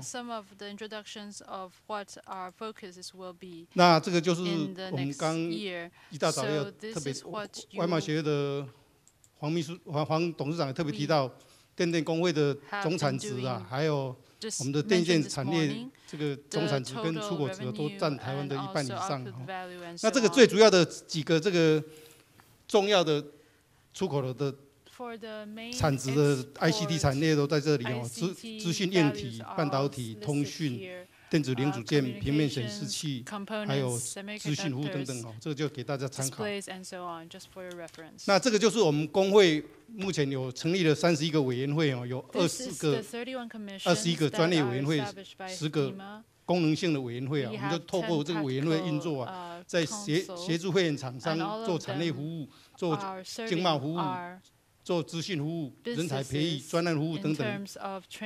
那我要特别提到，就是说美中贸易战啊，全球供应链区域化。那由这一次的疫情，我们可以看到制造业重回全球经济稳定的核心。那全球的产业链，刚刚很多讲师也都特别提到，要分散零组件，那巩固他们的供应链作为核心的方向发展。那过去。 中国大陆是单一的世界工厂，因为中美贸易战的关系、治安考量，还有关税的考量等等，所以现在大家都采取分散式的供应链。那为什么我们今天会办这个论坛？最主要就是希望带领台湾的企业呀，往美墨边境、往中东欧，就捷克、斯洛伐克、匈牙利、波兰那个区块，去成立一个产业链，那增强我们的产业竞争力。那我们也希望说，台湾的4大中心啊，就是高阶制造中心、半导体先进制程中心、高科技的研发中心，还有特别政府现在强调的力能发展中心啊。 这个可能就是目前未来的我们台湾非常重要的火车头。